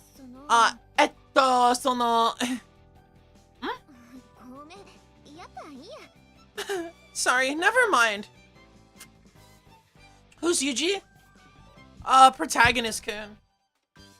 He might work for the government. If you got something to say, spit it out. No need to hold back. You know what? Sure, I'll give a recap. Yuji's an odd individual, and he is transferring into this school with only 6 people. The principal said they're very special, like ultimates or something, Danganronpa. But when Yuji was taken in by the police, they let him go after figuring out something about his background. Yuji knows jujitsu and trained in the mountains with some kind of master. But he's vague about who he is. He doesn't like saying it. I don't know if he's a narc yet. He seems pretty distant with the police. We'll see. Got something to say, spit it out. No need to hold back. I'll ask you a little later, after I've gotten my thoughts together. I see. I don't understand the thought patterns of large women. He also has very specific thoughts about women based on their looks, apparently. My master would probably say if you don't understand by now, you never will. My own thoughts are more along the lines of even if I could understand, why bother?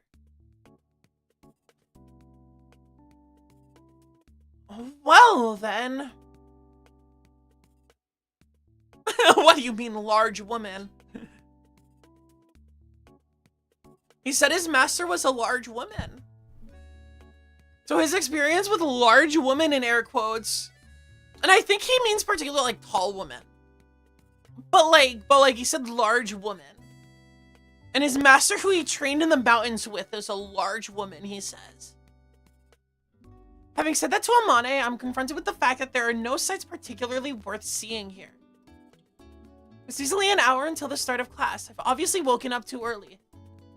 Well, still better than being late, I guess. Yuji deserves a few side eyes. Might as well wait in the classroom. Right after I mumble those words, just as I begin walking down the hallway. Ah! What the? As I'm making my way toward the classroom the principal had described yesterday, I hear something resembling a scream. No, not a scream exactly. The hell? What is she getting her teeth pulled out? Although it doesn't seem to be an emergency situation, I'm certainly a bit concerned by the sound. It's dramatically out of place in the otherwise quiet morning schoolhouse. For the time being, I decide to approach.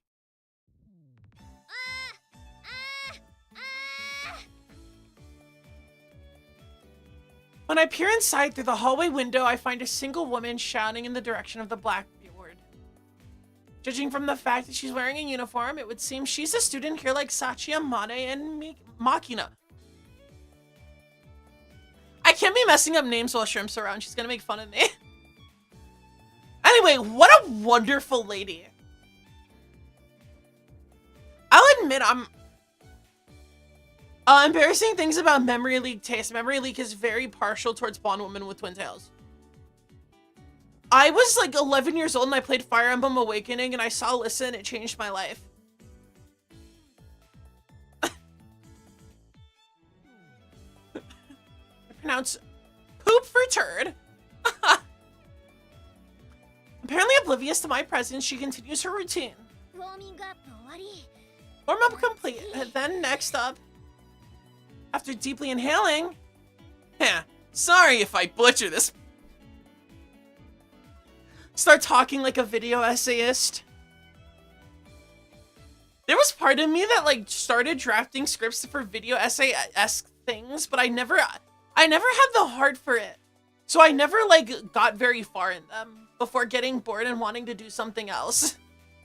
I'm not the type for video essays. I don't think my opinions are that important. And I certainly have opinions. I have strongly wordable opinions. Sometimes I say them, and then sometimes I apologize for saying them. After deeply inhaling, 1, 2.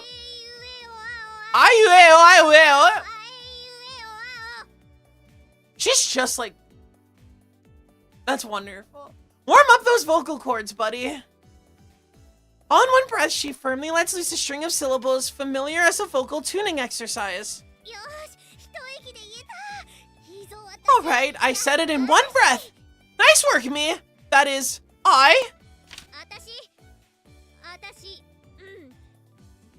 I'm telling you to do what I say.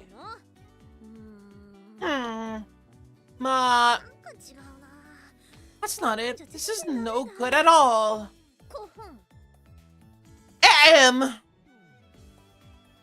Lucas, you're a betting man?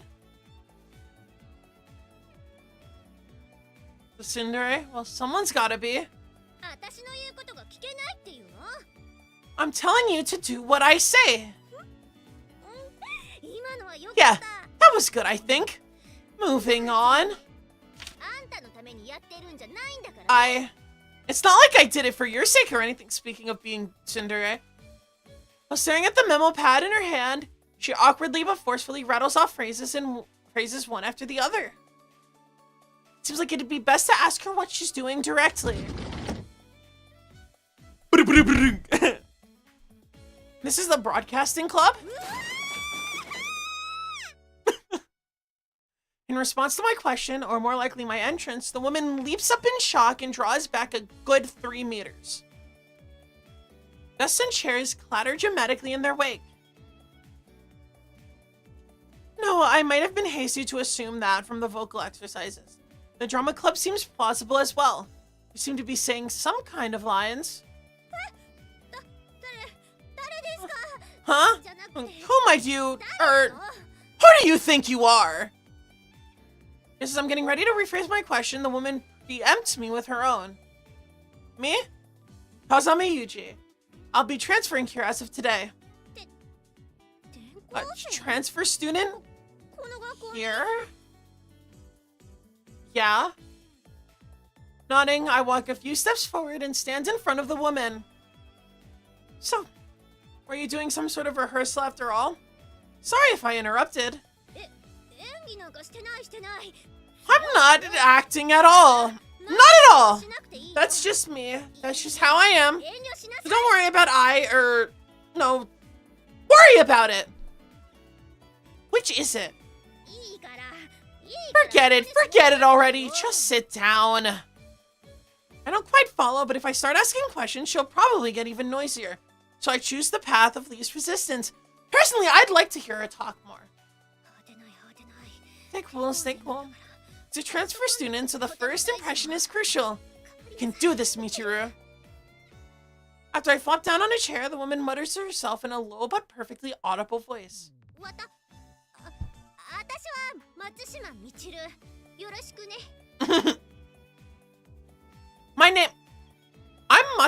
Michiru. Good to meet you. In contrast, she delivers her self-introduction with an artificial brightness. That's so. Initials MM, huh? Yeah, but it's not like that makes me a massive masochist or anything.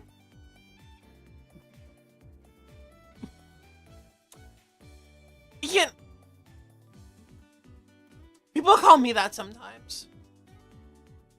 Nobody said anything remotely like that. Sorry about... That's what you were implying! Do you want to be called a masochist that badly? Of course not! That doesn't even make sense! Guys, she might be wonderful. Who couldn't love a face like that? Quite an energetic woman. She drops the subject and forges boldly on ahead. Well, I do some representative sort of stuff for this class, so if you run into any problems, you might want to request my advice. What does that sorta mean? You know, because there's another class rep, so, well, stop nitpicking. Fair enough. You're suspiciously understanding. Well, that's fine, but... Twin tails are based. Twin tails are for me, C:. The woman's voice suddenly grows quieter. I'm asking in advance, how are you with jokes? I wouldn't call myself an enthusiast. Glad I asked. She clears her throat affectedly. Alright. I'll make an exception and let you call me by my first name. By all rights, you should be addressing me as Matsushima-sama, but I'll grant you a special permission.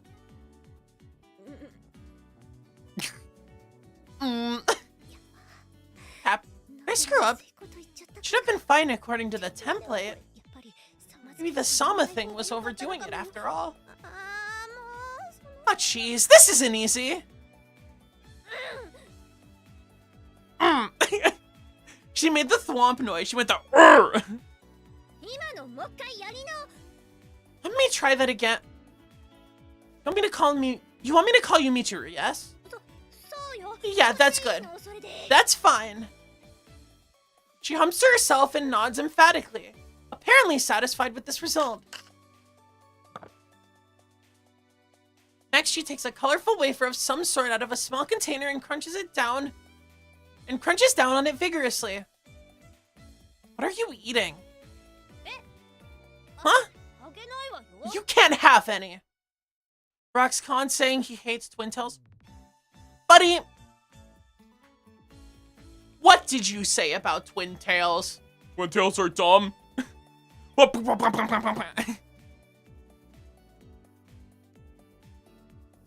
Wasn't asking. I was just wondering what those were. It's just from Mine Candy. Not that it's any of your business. That's so. From the way you were showing them off, I was pretty sure you wanted me to ask. You versus me, it's gonna look like the Geodude versus Charmander fight. Roxcon, I have doubts about your abilities to fight. I do not think you're trained in judo like you do. Shut up already. It's not like I was eating them for your sake or anything. That went pretty well just now. I think that was solid. Very convincing. I might just be unexpectedly good at this. I got a strange sense of deja vu from her phrasing just now. What was it? One of those long advertisements that they put up inside trains? Since I don't ride them often, the few I've seen stand out in my memory. Right, they reprinted this idiotic article from a woman's magazine about how to make men fall for you.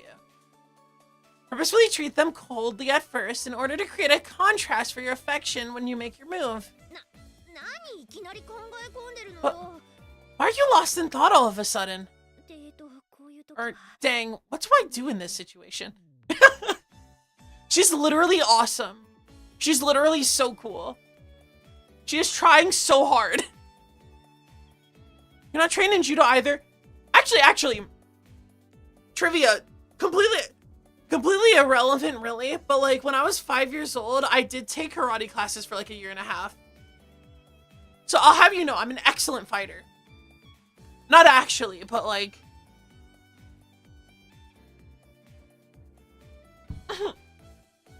Burps quietly. Hi, Shoes, welcome! This is the Fruit of Grisaia. We are Yuji. We are possibly a government agent. And we're the new transfer in a school of 6 people. This is Michiru. She's literally the coolest thing in the world, and I think you'd like her too. I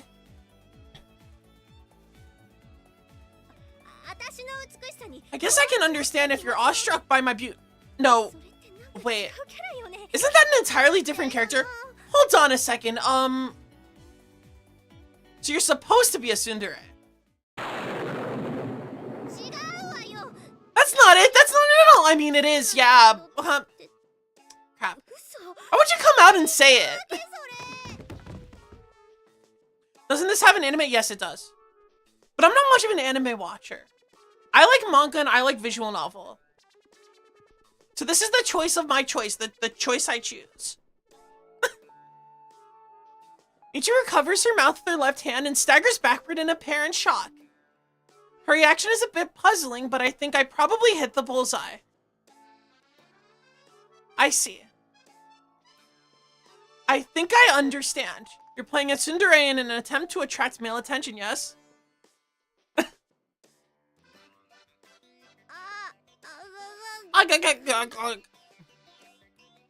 She's making noises.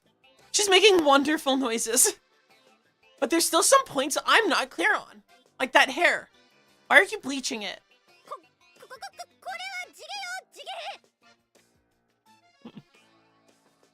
This is my natural color. Totally genuine. Please, a genuine blonde has a more natural tone. Not that artificial looking gold color. I've known a few. Leave me alone. There weren't any better colors at the hair salon. Urk. That's so. Next time I happen to visit America, remind me to pick you up some better hair dye. Don't be mean! This is literally the most wonderful woman I've ever seen in my life, and you're being mean to her. Yuji, come on. So, as I was saying, why bleach it? And that hairstyle's a little odd too. It's not one I see that often, but it's wonderful and incredible, and you should encourage her. This is the way it has to be. There's nothing I can do about it. But wait, what has to be? The tsundere is a cursed existence. Michiru begins to mumble her words under her breath as if to enumerate the curse's power. My natural color is strong, so even if I bleach it, I have to leave it in for an entire day. The over-the-counter stuff is rough on the skin, so I go out of my way to order online from some company in Toyohashi. Frankly, it's all a huge nuisance. That she has to describe the tsundere curse in the first person seems a bit strange. Pointing that out would only prolong this, so I leave it be. But you've got to be blonde and have twin tails. Otherwise, you won't be recognized as a genuine tsundere. But this is what... No! This is who I am! So don't you dare deny my identity! Michiru jabs out an index finger in my direction and... Tsundere means blonde and twin tails, understood? No, I demand that you understand. As she runs out of breath in grand style, the curtain finally drops on Michiru's one-woman show. The echoing of her ragged breathing is the only sound in the otherwise silent classroom. Exactly 30 seconds pass. Why aren't you saying anything? Stop being a tsundere.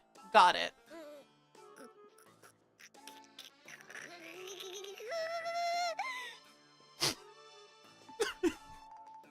Look, I'm simple. I'm simple. You give me a girl making funny noises and I'm made very amused. Roxanne, you cannot be as mean as Yuji. We've trained it out of you. You no longer have distant and nonchalant aura. I'm not sure if that wasn't what she was looking for or if she's just lost the will to go on, but Michiru glares at me while emitting a sound reminiscent of a malfunctioning industrial machine. Anyway, let's get along, Michiru. I don't want to get along with you. Why don't you get along with yourself by yourself? Yeah, it goes without saying. I plan to get along just fine on my own. It's supposed to be the part where you stutter in confusion, idiot. Really isn't easy being a tsundere, is it? Leave me alone! Go away! Finally breaking down, Michiru begins flinging waste paper, permanent markers, and anything else lying around in my direction in an attempt to drive me off. Are you crying? Sorry, my bad. She's so awesome. She's literally the coolest character ever written. I'm not crying, you jerk! My attempt at an apology seems to only have fueled her anger, so in the end I decided temporary withdrawal is in fact called for. Class is starting in another 15 minutes, but it should be fine. I'll just kill some time elsewhere. Ohio! And good morning to you as well, Sachi. 5 minutes before the start of class. Practically the moment after I re-enter the classroom, Amane and Sachi arrive.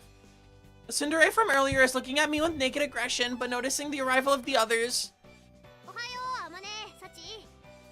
Morning, Amane, Sachi. Assuming the performance in question, she promptly calls out to them. Good morning to you, Michiru-sama. The instant her greeting is returned, Michiru runs over noisily and shakes her hands in front of Sachi. Something the matter? Sachi, I thought I asked you to quit it with that. The Michiru-sama thing, I mean. But you said I absolutely had to address you this way, Michiru-sama. That was just a joke. Could we try to format and re-enter that data just this once? Maybe. Please. Michiru, while glancing over in my direction for some reason, desperately entreats Sachi. Amane, leaning on a desk, seems to be occupied with trying to hold in her laughter. But I was told absolutely, so I was only... Ow! Okay. I was told absolutely, so I was only...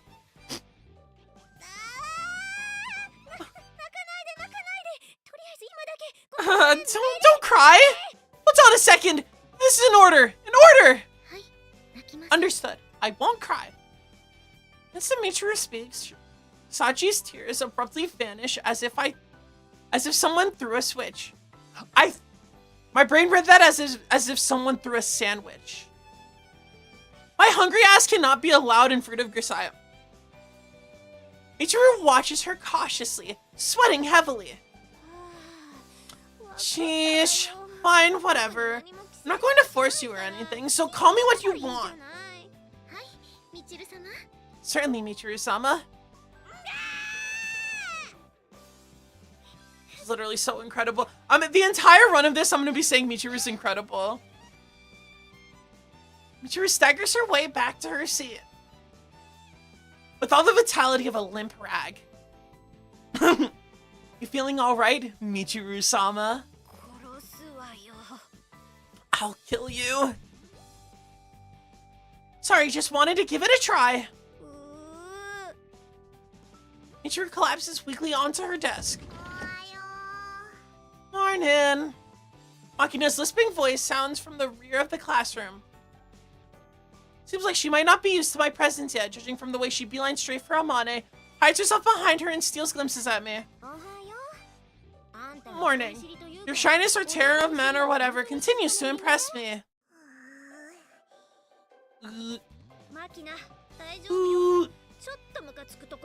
Makina, it's alright. He might be a bit of a pain in the neck, but this guy doesn't seem like a shady character or anything. Appreciate it, Michiru. It's not like I did it for your sake or anything.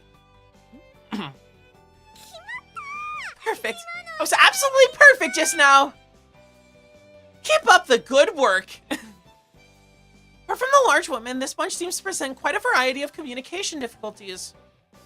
Nothing but fantastically normal students here, eh, Principal? As if in response to my sarcasm with the chiming of the opening bell. Good morning. Thanks, Miss Principal. You're very lovely as always. Youch! The perfectly normal principal appears before my eyes. Wait a second. There's only 4... Again? Ow.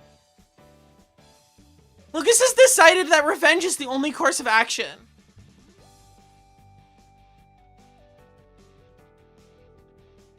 Shrimp, what do we need to test?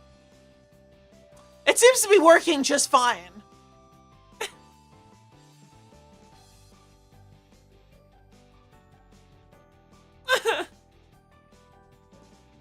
Helping me fill up for breakfast together?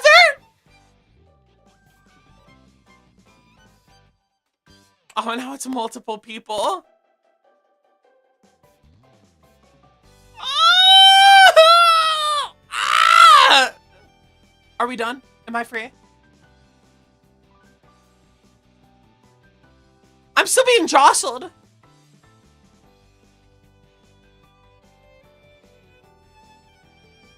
I'm still being jostled. Okay, I think I found peace. I think I found peace. I was gonna say I'm plenty full. I don't need this much together breakfast. Wait a second. There's only 4. As we've arrived at the beginning of the school day, I noticed a difference from the information I'd heard yesterday. Nice to see everyone, or not quite. Standing at the podium, the principal notices the irregularity at a glance. Sakaki-san is absent today, I suppose. Her tone seems to be asking if anyone's familiar with the circumstances. Probably just taking advantage of her flexible working hours again. What else is new? Be nice, Michiru, come on.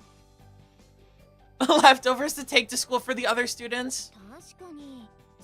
True enough, she hasn't been here much except the evenings for a while. What's going on with Yumi-chan?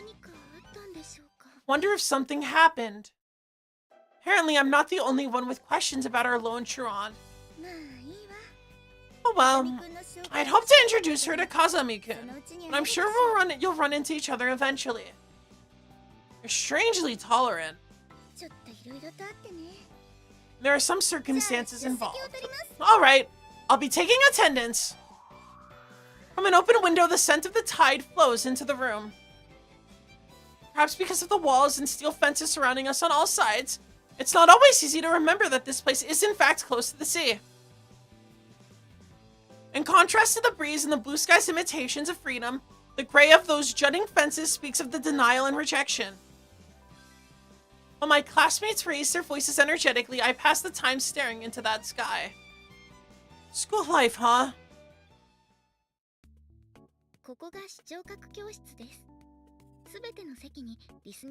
This is the audiovisual classroom. All the seats are equipped with a full range of listening devices, so it's well suited for studying languages. Looks that way. I can tell from a glance that this place is well equipped. Using the time after homeroom period, I'm getting a small introduction to the school's facilities from Sachi. Normally this would be the principal's job, but she seems to be occupied with official duties, so I ended up getting another tour from our class rep. The library is constantly connected to an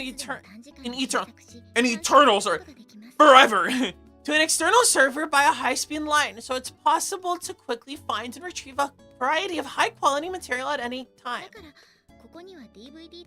Blah, blah. Words stuck in my mouth. Therefore, there's no stock of DVDs or Blu-ray discs whatsoever.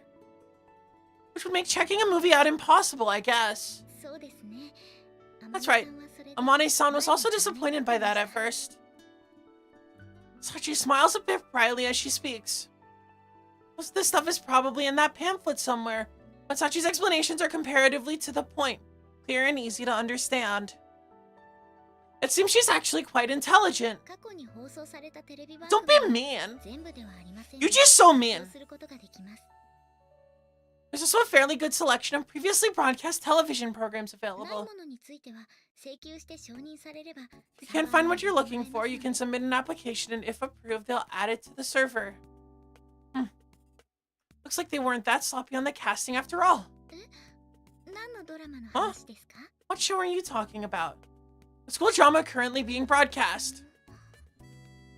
These guys had a personal server set up back in 2011, pre-affordable SSD era. Damn, this school is fancy. It is 2011. Like, those are some wonderful facilities. Near 2011, we were happy to have it was 2011. We were still carting in CRTs to watch Bill Nye. And like Scruff McGruff commercials about anti-drug PSAs. And thinking about Captain Underpants and the portable classrooms outside that weren't as well maintained. And as you got older, you were like moved to the portable classrooms. 2011 SSDs were at minimum $500 for 128 gigabytes. Yes, and terabytes were unheard of. Storage was at a premium. But also, like, games were like 8 gigabytes. You would have the wonderful 8 gigabytes of Call of Duty Zombies DLC that you had to get individual USB sticks for because you were like 9 years old.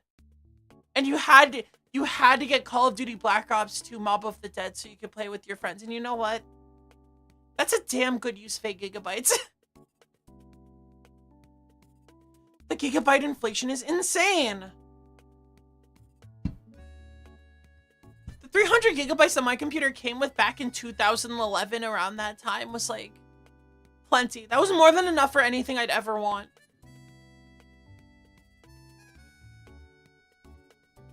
I don't know how much Portal 2 was. Has the file size for Portal 2 increased over time? I don't know, but it's not that big. And that's an incredible game.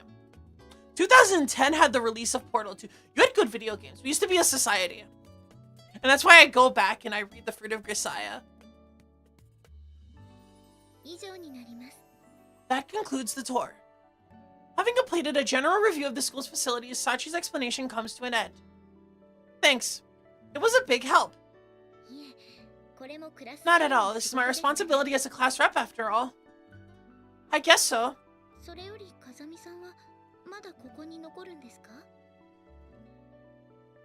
More importantly, Kazami-san, are you not leaving yet? Yeah, there's still a classmate I haven't met after all. I suppose so. Hearing my response, Sachi's brisk tone gives way to a hesitant mumble. What? No, it's nothing. Please don't worry about it. After a brisk bow, she quickly runs off down the hallway. Did I trigger a death flag just now? I don't think there's a single person in the world who wouldn't worry after that kind of ominous foreshadowing. Well, that might be an overstatement. There's some pretty carefree people out there. I'm just not one of them. Seems like it would be best to be on my guard, or more so than usual. The light flooding in through the windows has shifted from overhead to my side. It won't be that long until the sun sets. After parting from Sachi, I walk the empty hallway alone. My surroundings are very nearly soundless, thanks to my habitually quiet footsteps. However, inside the stillness, I sense a definite presence at my destination. She finally shows up. I hear a faint sound from the interior of the previously silent classroom. A rival, huh? With that confirmation, I slowly open the door. That's an archetype establishing character if I've ever seen one. Like, damn. I've seen this character before, like, in many a place. The moment I enter the classroom, tension fills the air. Behind a window seat desk in the middle of the classroom, a chair rattles as its occupant turns to face me. Oh, ugh.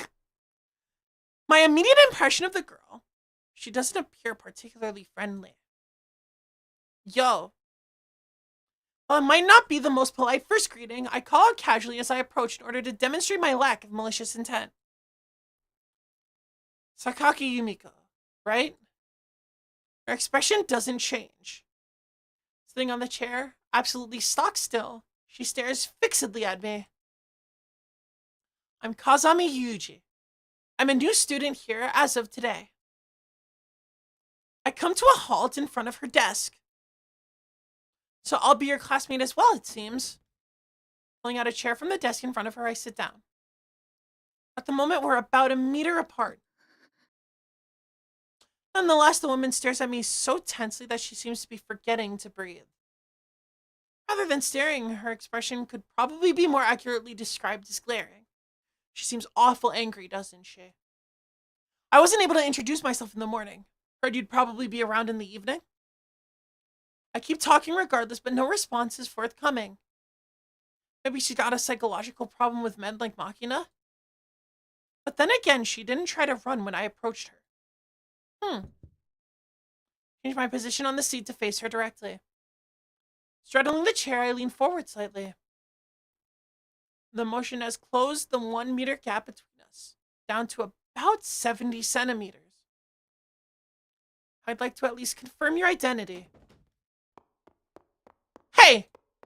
As if to declare her refusal to acknowledge my existence, the woman stands from her seat and briskly moves to exit the classroom. How about at least responding to me? I followed her immediately. The woman opens the classroom's rear door just enough for one person to pass and tries to slip her way outside. Hey! Calling out again, I try to follow her through that gap. Gah! In that moment, the woman forcefully slams the door shut. She clearly closed it knowing full well I was trying to follow. Huh? Her expression betrays surprise. Maybe she'd been expecting me to get my hand caught in the door or back off from having it slammed to my face. Instead, the door she attempted to slide closed is firmly held open by my hand. An outcome she apparently hadn't been prepared for. You could have broken my hand, you know that. Although she's the one who was trying to shatter my fingers, she's glaring at me like I'm the bad guy here. What exactly did I do to deserve this from someone I've just met? I'm just looking for an introduction. Opening the half-shut door, I take a step forward. She doesn't back down. Quite the greeting. Except the motion of her hand about 5 centimeters before its target. It isn't the most efficient block, but for the purpose of diffusing her reckless hostility, an easily comprehensible action seems necessary. I was expecting something of the sort, but you favor the classic slap to the face, I see. Villain even. It's okay, I'm sure we'll grow to understand her. Maintaining my grasp on the woman's wrist, I stare her down at short range. As for the woman, she's staring right back, her eyes open wide with shock, completely still. Well then, let me ask you again. The strong orange glow of the evening sun illuminates the classroom. Are you Sakaki Yumiko? Her expression hostile as ever, the woman slowly opens her mouth. With an air of slight resignation, but clearly unwavering in her refusal of any relation with me, she speaks. What if I am? Okay, good to meet you. Got him. As the evening sun fell behind a cloud, its light dimmed and the classroom filled with shadow. With the sound of Yumiko's breath and the faint roar of the waves from beyond the walls, the curtain was raised on my normal student life.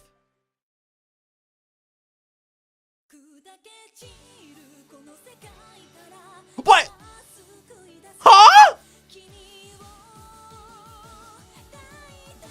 Well, I mean, yippee opening.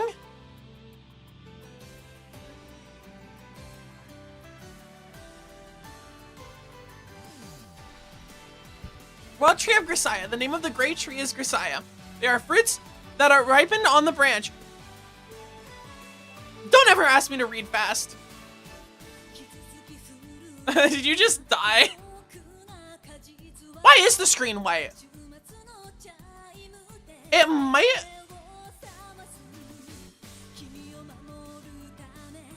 Genuinely, it might be some anti-streaming thing.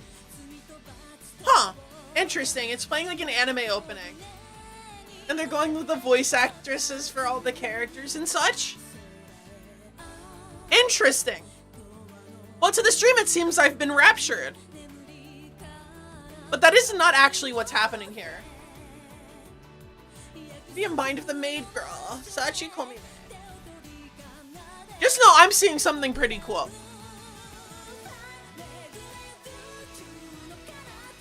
Who is that? Oh wow, this stuff elevates, huh? This stuff escalates. And they've got like, it does look like she just threw a flashbang at me, which is kind of incredible. But just know I am watching an opening here, and it's pretty sweet. To be fair, the game is attributed to 2013, not 2011. All rights reserved. Copyright 2012. Front wing / prototype. Okay, we're back. Yama Academy hallway. Actually, I'm gonna take a break for a second. I will be right back. Thank you for stopping by. Don't go anywhere. I won't be that long.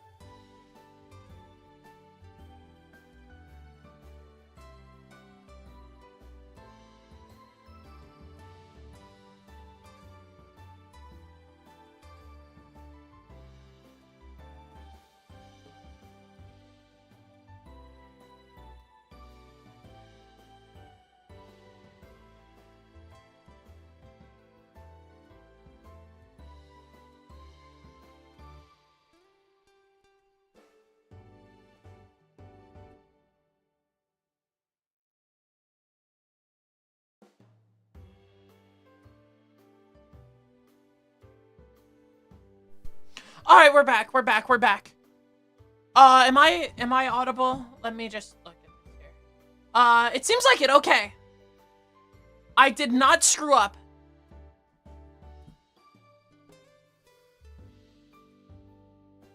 Who back fruiting their Grisaia? All right. Awesome. The period of the school day before classes begin is fundamentally blank, meaningless time. They say it's always best to arrive 20 minutes early, but preparing for a class takes 60 seconds at most. After that, there's not much to do other than wander around awkwardly. Still, I've always imagined school life as a fairly relaxed experience. Part of me was actually wondering if a little aimless downtime might be enjoyable in its way. But unfortunately... What? Again? She's trying to kill us! Yumiko!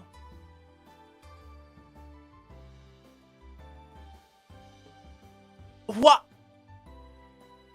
That slightly pitiful fantasy was shattered all too quickly. Of course, I'm not going to break a sweat from any attack of Yumiko's, but being slashed at with a blade isn't the kind of pleasant breather I had in mind. How did you dodge that? I guess she had thought it a particularly well-timed attack, judging from the shocked gaze she's directing at me as she catches her breath. Of course, given that conspicuous clicking sound and her plainly audible footsteps, she might as well have been screaming, "Here I come," but time moves at half speed in my immediate vicinity. Giving a straight answer would be a pain, so I pull something out of my ass. Huh? No way! Yeah, I'm just screwing with you. This is just like when Sayaka told Naegi I'm a sidekick. Remember the early parts of Danganronpa? It's been a while. Make a fool of me, will you? You'll pay for that! Maybe it's just me, but I think trying to stab your classmate is somewhat worse. It's not a crime until you actually get stabbed. Okay, buddy. This woman's copy of the criminal code seems to be missing the page on attempted murder. Judging from the way she momentarily bought my nonsense, she's unexpectedly airheaded. Maybe a bit naive would be the nicer way to put it. You'd better remember my face. There's only 6 of us here. It would be harder to forget. You're making a fool of me again! That's not what I meant! Still glaring in my direction, Miko retracts the blade of her box cutter. Snorting in displeasure, leaves with a flutter of her skirt. Didn't take long for you to land yourself in a mess, Yuji-kun. When I return to the classroom, Amane strikes up a conversation. Guess the story of the knife assault in question is already spread around the classroom, as my problem with Yumiko seems to be common knowledge. It's not like she's doing me any harm, but I can't say I'm enjoying this. At first encounter, I approached the stubbornly silent Yumiko in a physical sense. The outcome of her initial act of rejection. In part, that might have been the result of my own heightened wariness. Sachi's heavy-handed foreshadowing put me on guard, and I have a tendency not to trust someone I'm meeting for the first time. At that time, while I certainly felt animosity from her, it wasn't so intense as to discourage me from approaching. However, from our second encounter on, Yumiko bared open hostility toward me. What's worse, apparently having come to the conclusion that she wasn't a match for me barehanded, she's been swinging around a box cutter of all things. According to Amane, it seems that Yumiko has something of a habit of brandishing retractable knives at people. Of course, her goal is usually more intimidation than anything else, but speaking as the target this time, I can sense there's a part of her that's seriously trying to stab me. It's not the best feeling in the world. Maybe she recognized you as her rival? She does threaten us with her cutter sometimes. She never slashed it at us for real like that. I'd really prefer to avoid that kind of recognition. It's your own fault for approaching her all of a sudden. Didn't you realize it when you got near? She's got that glaringly obvious barrier around her personal space. Didn't notice. You look pretty strong, Yuji-kun, but that thick-headedness might be fatal. I'm pretty perceptive when my life's in danger, but I don't really feel that level of threat from Yumiko. Yuji-kun, I'm not feeling confident about your future love life. My master did say I was exceptionally unskilled in that department. Master? At any rate, I want to do something about Yumiko's aggressive rejection of me. For that purpose, I'll need to talk to someone familiar with her circumstances. Alright, we're beginning homeroom. With the attendance book in her hand as usual, our carefree principal appears. I guess Chizuru is the only one I can ask. In conclusion, Yumiko seems to hate me with a passion. Putting Sakaki-san aside, I think I can understand why someone might hate you. Oh, let's hear it then. Oh, yourself! Couldn't think of anyone else to ask, and you've probably got the free time anyway. Bad enough you barge into my office. Did you really need to insult me to my face as well? I only said what I was thinking. Was I wrong? 一応 Of course you were, more or less. Got it. In deference to your feelings, no matter how much I think you're lazing around, I'll keep it quietly buried in my heart from now on. Good enough? そんなこと言われたら疑心 Going out of your way to tell me that is just going to make me worry about it every time we talk. What do you want from me? Spare me the vague complaint. What's your pleasure? だから嫌われるのよ And he wonders why people hate him. He's definitely an abrasive dude, that Yuji-kun. Do you have an idea? なんでも Just forget it. 質問の As for the answer to your original question, the principal, cup in hand, lowers herself across from the sofa I'm reclining on. 榊さんは Sakaki-san has been a student of the academy since it was founded. This place just opened recently, right? ほぼね Fairly recently. It was established just about a year ago. 彼女はその She's 時 been here から since ここにい then. るのよ I see. What does that have to do with her rejecting me? Before responding to my question, she takes a sip of coffee from the cup in her hand. 自分のテリトリーに入ってくる It's のは frightening to have an intruder enter your territory. Frightening? そう Absolutely. これまでは自分の認識できる Until now, there'd こ only こ been には people 来 she な could かったのに understand here. And now there's a suspicious member of the opposite sex approaching her. 人間が自分の近くに入り込 Well, んだ Tachibana takes a pen in her empty hand and jabs it toward me to emphasize her point. なので排除しようとし Therefore, she's trying to eliminate that intruder, I would think. Hazing, is it? A bit of bullying comes with being a fresh recruit, but I didn't expect the same here. いじめにしては This is bullying I don't think I've ever seen a stranger case. Apparently unconvinced by the idea of Sakaki stealing my lunch money, Principal Tachibana hides a sort of laughter behind her hand. Although it's certainly amusing considering the balance of our physical strength, I don't see how I can manage a decent student life at this rate. I'm honored to have provided a moment of amusement for our perpetually overworked principal, but I came here hoping to have a path forward overcoming this challenge illuminated by your educational guidance. あなた Feels more like you came here to bully me. 私をいじめる目的でここに来たんでしょ There's such a snappy sass to the way everyone talks to each other. Cranky from beginning to end, ultimately the principal didn't provide me with any useful advice. This is what a school is like, so figure it out for yourself. A normal school life means a few problems like this. I do have to admit she managed to dodge the issue reasonably well with that last line. In any case, since she didn't have a clear answer for me, I'm left with no choice but to do as she says and try to work on this overtime. It's not really my style to go with the flow like this, but if that's the proposal of my educational guide, there's no helping it.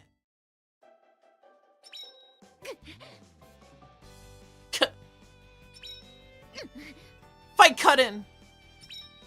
Thank you, Yumiko. みたいになってきたわね It looks like a sparring match at this point. 新兵を手のひら More like a drill instructor playing with a fresh recruit. 最初はハラハラしましたけどこうなって I was all aflutter at first, but I can't muster the slightest concern anymore. どうして How do you keep... Results of going with the flow, Yumiko's attacks have been continuing without any particular change to ユ date. ージもしっかり相手しちゃうか It's ら Yuji's fault for playing along. Look, could you quit it already? うるさい Shut up. What? Her movement's thrown off by my sudden sidestep, Yumiko staggers forward unsteadily. She tries desperately to regain her balance, resulting in a ridiculous pose in strong contrast with her usual haughty demeanor. What a wonderful face. Guys, we love Michiru here. Michiru lets out an involuntary giggle at the spectacle. She's instantly pierced by Yumiko's furious glare. ごめんなさい Sorry. What a wimp. Ignoring Michiru as she cowers behind her desk, Yumiko storms out of the classroom in a towering rage. 言っちゃった There she goes. このところずっとリプレイを見せられているようです Feels like we've been watching reruns for a while now. 怖かった So scary. What's with that glare? I can't even move when she does 覚えさ that. せるのにチルにはきっと Michiru would be playing for that one in blood. ちょっとやめ What て in よ Machina? お楽しみに Don't worry, this'll be fun. お For who? Seems like this one we're very familiar by now. With the exception of Michiru, everyone seems perfectly calm. Hey, random question, but since you're gonna focus on VNs, do you think you'd be down for something like Snatcher? That's an incredibly interesting concept. I'll think about it. That's interesting. That's what I'll say. I'll leave it at that's interesting. Even if this little routine doesn't bother them, as a directly concerned party, it's problematic. Hey, Amane. In response to my call, she points to herself with her index finger, silently asking, me? Like some hashtag classic literature. When I nod, she approaches in her usual pointlessly sexy way. Wonderful. This is a fitting game for me. Yes, I did in fact pick the Fruit of Grisaia because it seemed like something Memory Leak would particularly like. It has woman acting funny, and even nonchalant aura. Am I associated with nonchalant aura? I think I'm associated with the opposite. When I nod, she approaches in her usual pointlessly sexy way. What's up? All that play fighting with Sakaki-san blur you out? Finally ready to seek comfort in my bosom? Maybe Amane knows what's up. I'm sorry, do you actually want me to treat you like a sex worker? You ask real nice, I might not mind every once in a while.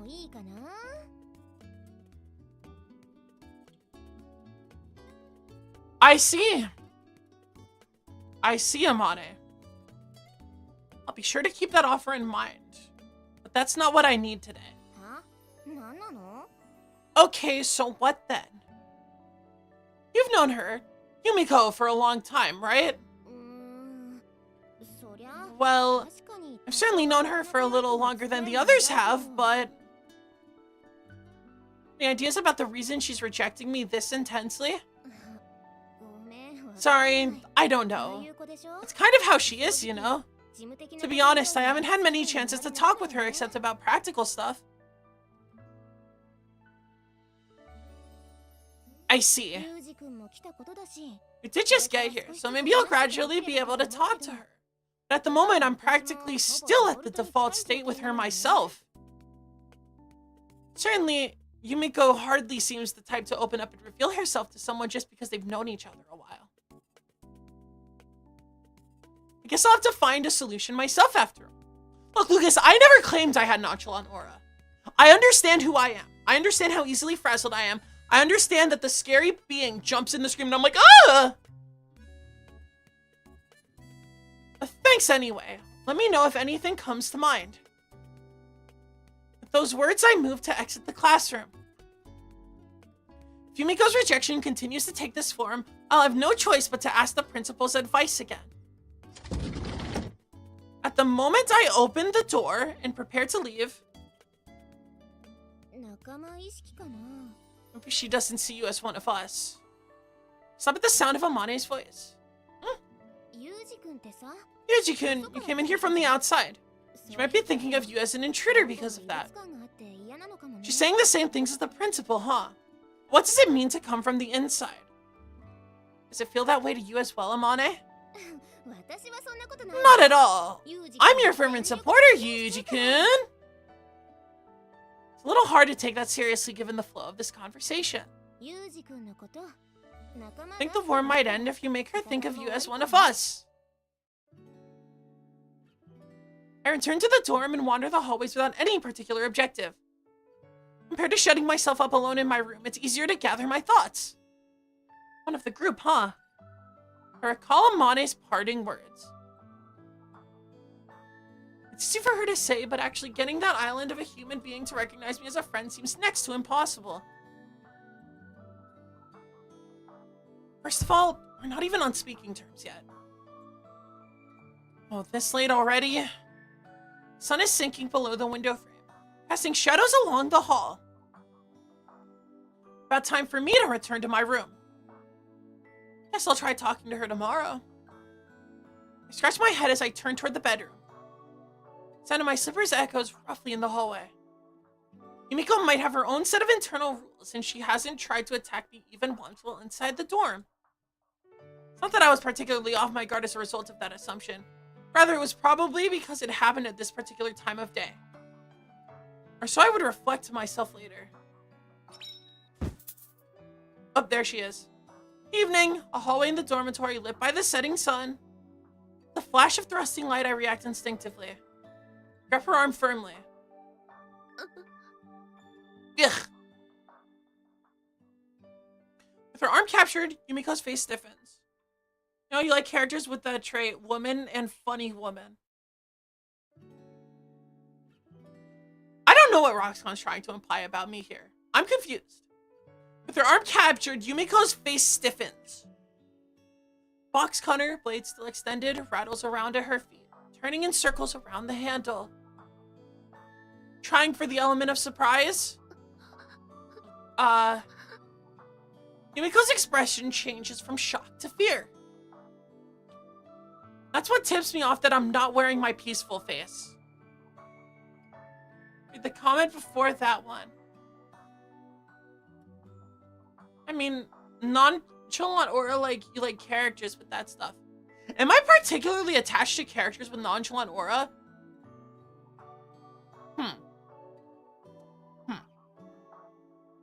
I never thought about it. We'll see. Maybe. Maybe you've noticed something about myself that I've never noticed. Maybe I lack self-reflection skills. Who knows? Kimberly, have you considered that? That you lack self-reflection skills? Maybe my self-reflection's inaccurate. Sorry, that came out of nowhere, so I couldn't hold back. I didn't want to frighten her. I thought I could play the normal student. I wanted to convince myself that I could. Look, Yumiko. So gripping her arm, I look into her eyes and speak. I'm not your enemy. Yumiko's expression betrays uncertainty for just a moment. But just as quickly, it settles back into her customary mask. But it doesn't look like you're convinced of it yet. So let me say one thing. Lifting her arm, I pick up the box cutter lying in front of her feet. Carefully retracting the blade, I hold it out to Yumiko. I won't cause you harm, and I won't pry into your business either. That's a promise. So stop this. It's pointless. Observe me and reach your own conclusions. If I'm lying, you can always try stabbing me again. Stumbling, Yumiko retreats a single step. Bye. Turning around, I return to my room. Normally, Yumiko would see such a chance to attack, but something's different now. Her elongated shadow is still, and the hallway is silent except for the small sound of her breathing.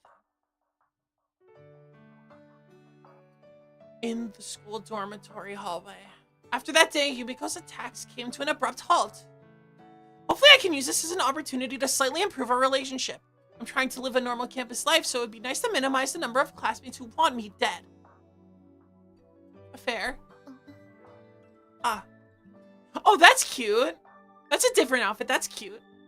I like the cardigan. Yo. As usual, to call Yumiko's behavior when we come across each other curt would be an understatement. But at the very least, judging from the clearly different way she's looking at me, her observation period seems to be ongoing. How is it buttoned? Yeah, I don't know how that works. I have no idea. Because that's not how buttons usually work. We're also definitely acknowledging that there are no buttons on the rest of the shirt. I want to ask you something. I'll answer, unless you want to know my weakness. That was the question. What a shame. Come up with something else. She occasionally talks to me like this, but instead of friendly chats about our lunch plans, we have investigative inquiries and careful negotiations. Even so, I suppose it's a considerable improvement over outright bloodshed. I'll find your Achilles heel someday. You know how those buttons work? Roxcon, are you a clothes expert and I didn't know it? Is that your idea of social interaction between classmates? I haven't acknowledged you as my classmate yet. Right then. I open my hands in an exaggerated American-style shrug. Mm-hmm. Well, good luck to you, Yumiko. I think it's time to leave before she starts probing any further. Look, you. Stop calling me by my first name already. Seems like she's hung up on that point. They're decorative buttons, pretty much. There's a little hoop behind them, and there's a small peg to put the hoop through. Huh. I see. Huh. Fair enough. It's cute. I think it's cute. After those events, I've been intentionally addressing Yumiko by her first name. Family name would actually be more appropriate here, but I've got a bit of a reason for doing this. Says the woman who's never referred to me as anything but you.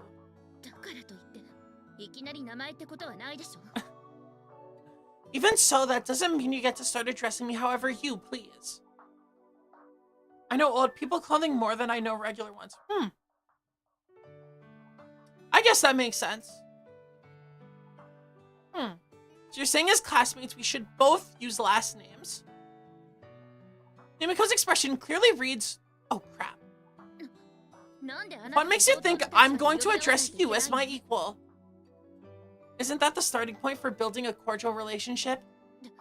Even so. Fine, in that case, I'll take our friendship to the next level by making up a pleasant nickname for you. Not to worry, you can do the same for... I love the clicking noise of the box cutter being switched. Might be a little early for that, so I propose starting with last names. Yumiko hesitates briefly, but before long she opens her mouth stiffly and in a tight voice. Best regards, Kazami-kun. After speaking those words with a cramped attempt at a smile, she stalks off. Yeah, best regards, Sakaki. Thus, after great hardship, I finally succeeded in establishing an absolute minimum level of communication with my 5th classmate. Seems the student life thing is pretty rough in its own way. School dormitory lobby. When I push open the heavy glass doors, I find the lobby in utter silence. I'm curious, why doesn't Yuji just grab the box cutter and slowly break it with his thumb to instill aura? Because he wants to actually be nice. She's clearly very attached to this box cutter. It makes her feel safe. It would be awful mean to take it and shatter it like you're like Goku. Catching the bullet, crushing it with your hand, and dropping it like you're Raditz. Exchanging my outdoor used shoes for the slippers I use in my room, I reach for the board hanging above the shoe racks. And flip the magnetic name tag reading Kazami Yuji from out to in. Well, Yujiro Hanma did that, and it was so cool.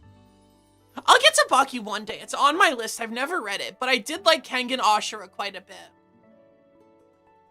And I also just like weird stuff, like Kinnikuben, and I love Kinnikuben, and just all there are shonen I like. I'm not super excited to read shonen anymore, but I think I can be convinced to read Baki. A glance at the other name tags reveals that Sakaki, Sachi, and Amane are all in, but there's no one in the lobby. Probably shut up in their rooms doing homework. Hold on. There wasn't any homework assigned today, which would mean my hypothesis just now can't be accurate. Baki isn't even a shonen. It's for the adults like us. I'm so cool. I read Vagabond and Berserk. I mean, I'll get back to Berserk at some point. I tried it once. I read like the first volume and it just...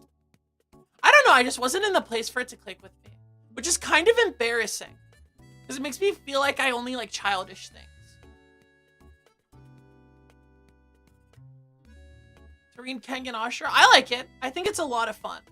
I never read Kengan Omega. I heard it wasn't that good. But I do really like Kengan Ashura. And it has a really fun interpretation of like a pro wrestling character. Which is obviously a very important issue for a guy like me who loves wrestling. Then what? What students shut themselves up in their rooms, homework and masturbation... When students shut themselves up in their rooms, homework and masturbation are the only things that come to mind. Although I gave the matter a little thought, I don't plan on going around confirming my new conjecture. Amane's looking at porn! My life is complete! It's just a guess, and no matter what sort of vile filth they're getting off to, that's their prerogative. Some people could use a little bit of that mentality. In this case, pretending not to notice would be the kinder thing. Ow. Okay. Ow again. Okay.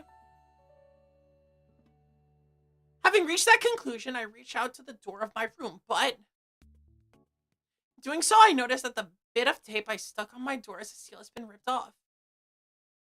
Someone's in the room. Think, what would you do if I don't use that mentality and I judge you for playing reading games? I'd be a little sad. Backing away from the door for a moment, I quietly press my ear against the wall, but can't hear any noises from inside. It doesn't seem like a typhoon is laying waste to the room in my absence, but either way, if it's someone stupid enough to miss the tape, no need to be too careful. I forcefully swing open the door to my room. Okay, buddy, why are you getting changed in my room? Don't move! Wow, you surprised me! Don't open the door all of a sudden. What are you doing in here? Who called me a stripper? It's not my birthday. Got the wrong room. Sorry, huh? That's a new one. At your previous school was a stripper in your dorm. The standard birthday surprise. What? It's just a Mane. Why are you in my room? Why, you ask? I choose my clothes in this room pretty frequently. Amane points to a large overnight bag laying on the floor, presumably containing her spare clothes. This room is the only one with this large a refrigerator. When I make a big shopping trip or whatever, I always use the fridge in here. Why are you half naked? Because you burst in here all of a sudden when I was changing clothes. When I want to go shopping after school, this is where I change. You've got your own room, right? It's on the second floor. Too much effort. When I was a grade schooler, I had friends who'd throw their bags by the door after school so they could get back outside faster.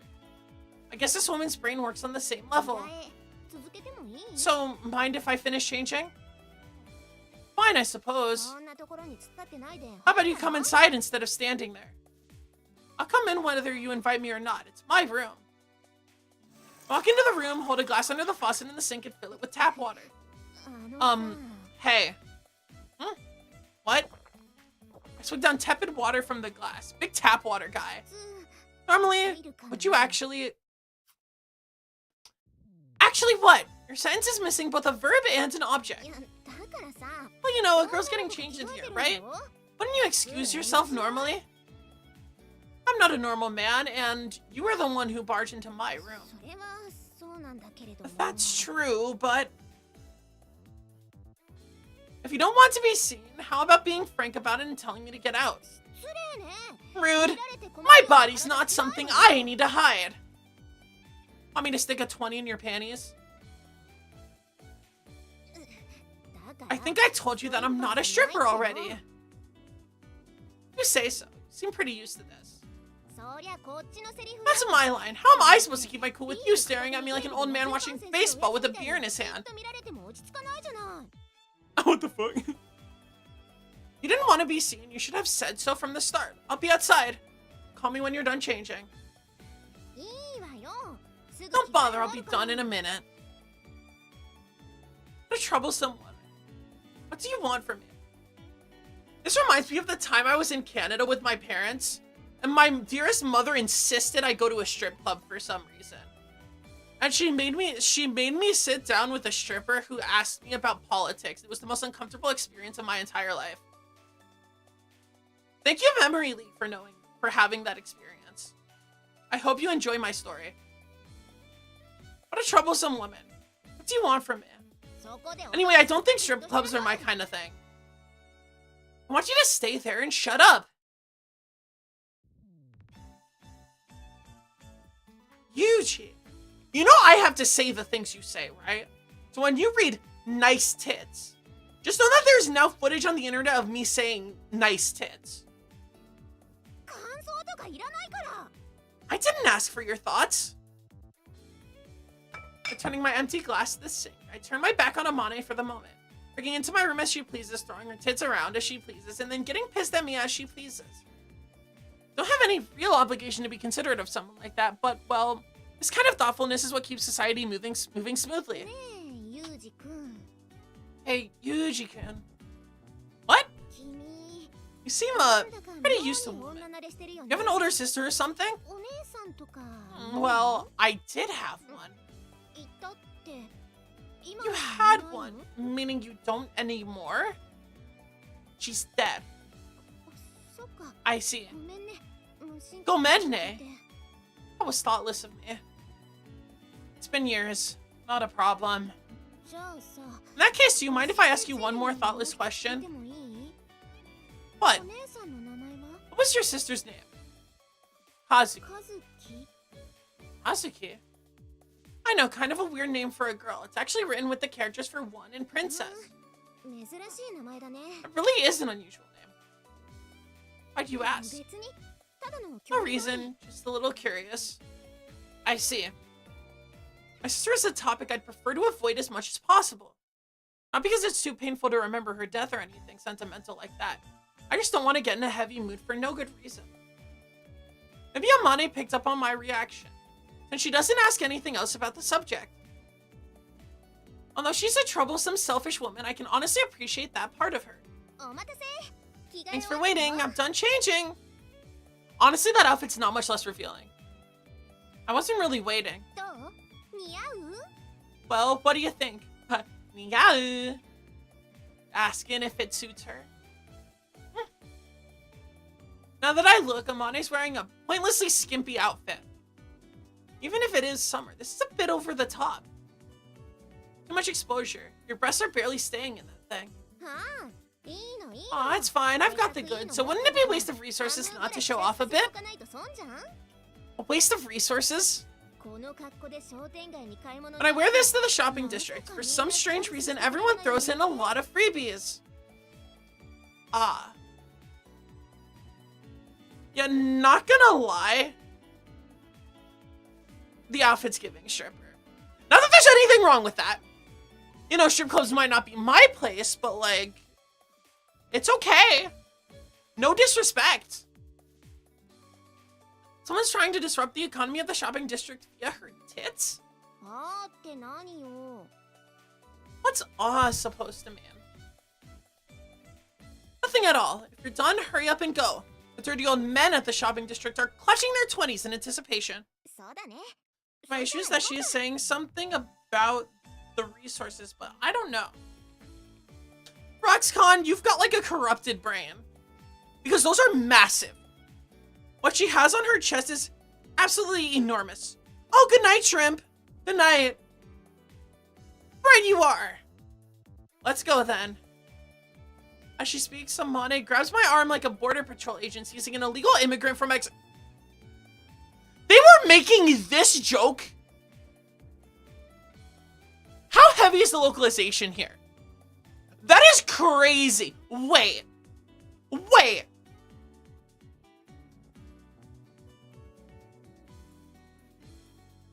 What? In 2012? In Japan?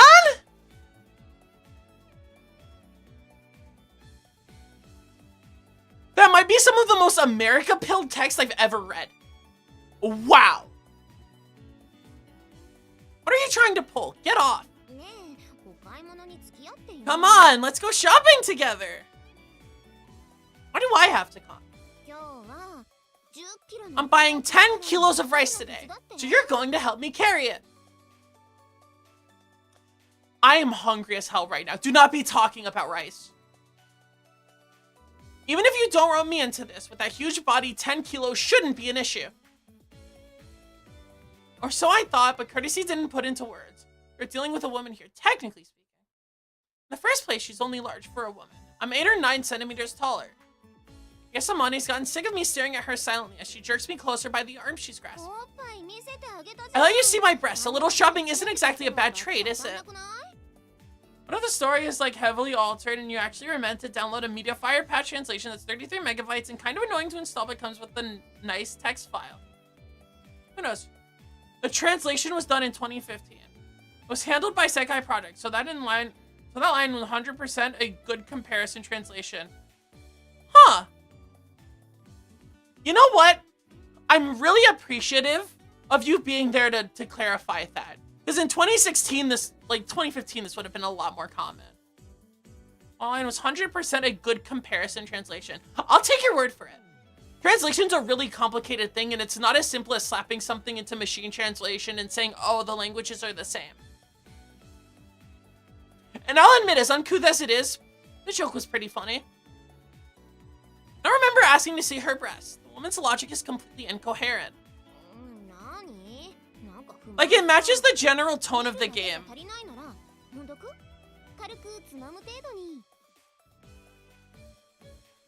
But you look dissatisfied. If a look isn't enough, if just a look isn't enough, want to squeeze them? Just a light massage, mind you. You think a flash of your tits will make any man do your bidding? You've got another thing coming. Come on now, you have anything better to do? You didn't have any guys at the school before, so all the heavy labor went to me, you know? Don't you feel some pity? When you've got a physique like that, I think it's probably inevitable. I look forward to making you change light bulbs for me. Well, let's go.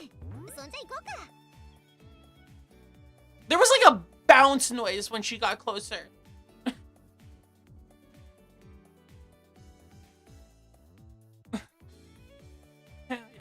That's the difference between a gooner and a pervert.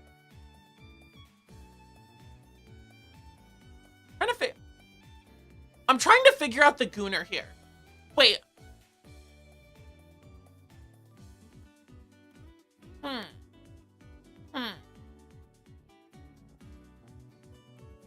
shouldn't think that hard about it, because I'll be thinking about it forever. As she speaks, Amane entwines herself around my arm, pushing her famous breast onto me. Bro said famous breast. Hey. You might not guess it, but I'm the daughter of an old-school, respectable family. By all rights, the price for seeing me naked should be a shotgun wedding. The fact that I just spent a good second thinking about anti-helicopter mines is, frankly, completely ridiculous. But the world has been seeming like an extremely ridiculous place recently. No point getting too down on myself. Roxcon's claiming to be definitely a gooner. I appreciate the self-honesty, I mean. Fine. You just need me to carry the rice, right? That's the spirit. You should have just said yes from the start. You would have won some points for sweetness. Heard it's better not to be loved by God or big woman if you want a long life. Yuji, what does that mean? From who? Just a joke. Let's get going already. I mean the helicopter mines thing got me. Hey, cheese, wait up! Go on my arm. I don't need you clinging all over me. It's stifling. You know you like it. What's this? Yuji-kun, you smell kind of nice. You wearing cologne or something? Don't press your nose against me and snuffle. You're not a dog. Yuji, come on. Honestly, carrying some rice really isn't that big a deal. If I'd agreed from the start to save myself the effort of resistance, it's easy to see she'd take that as a license to push increasingly unreasonable requests on me.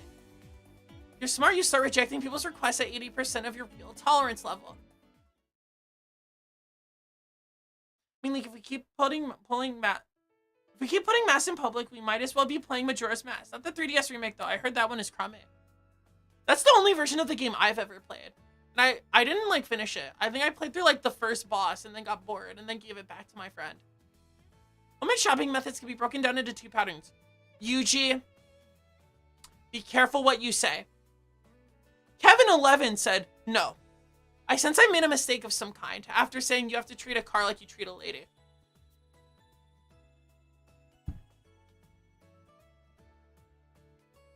You know, I do have to change the way I present the chat because I've changed how I use the chat because I got rid of the heads up display because I realized it takes a lot of space on screen and I think is just Bad for the stream's nonchalant aura.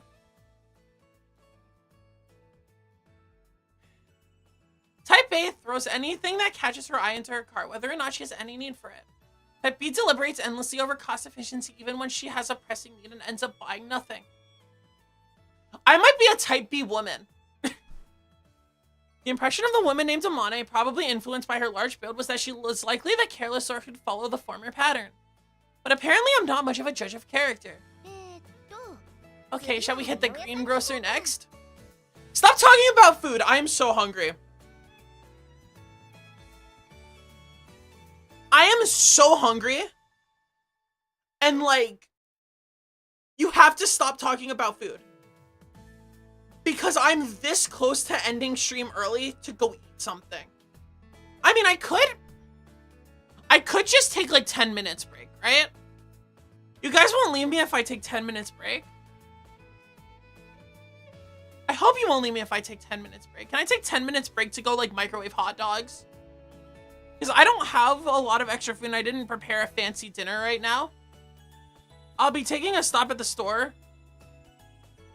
I think 10 minutes of hot dogs is okay. You guys can get 10 minutes of hot dogs, okay?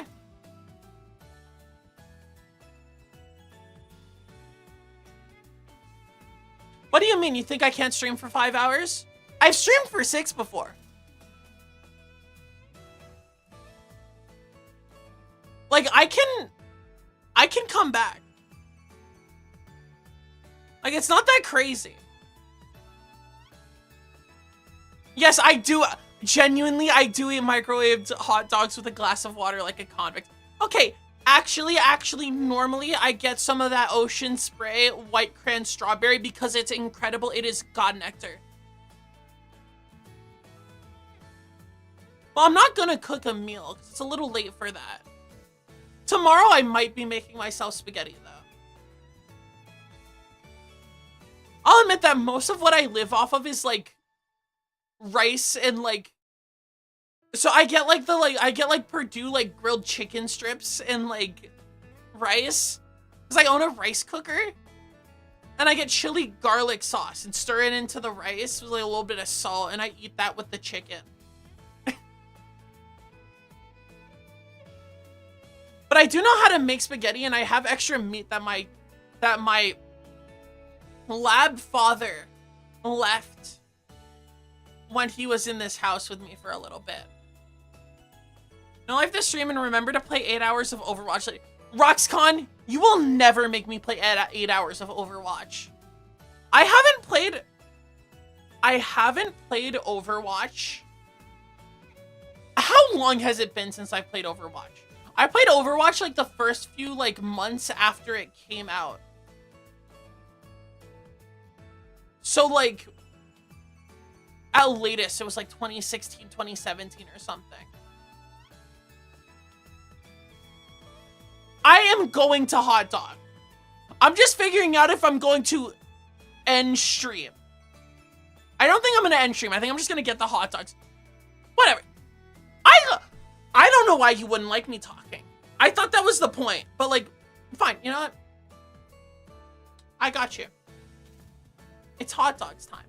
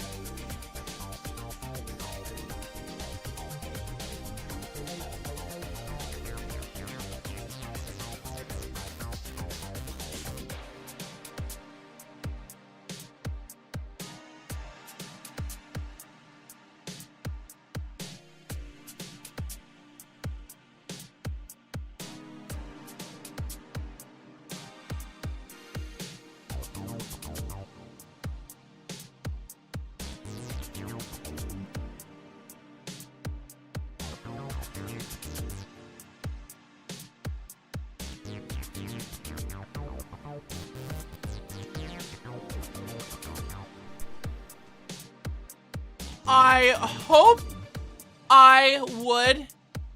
I mean, I'm back. I hope you guys still love me. After like 10 minutes of wait or something. Let's go back to the stream thing, and what you'll realize is that can't see the game. I'm going to have to do this. There we go. All right, we're back. Mm-hmm.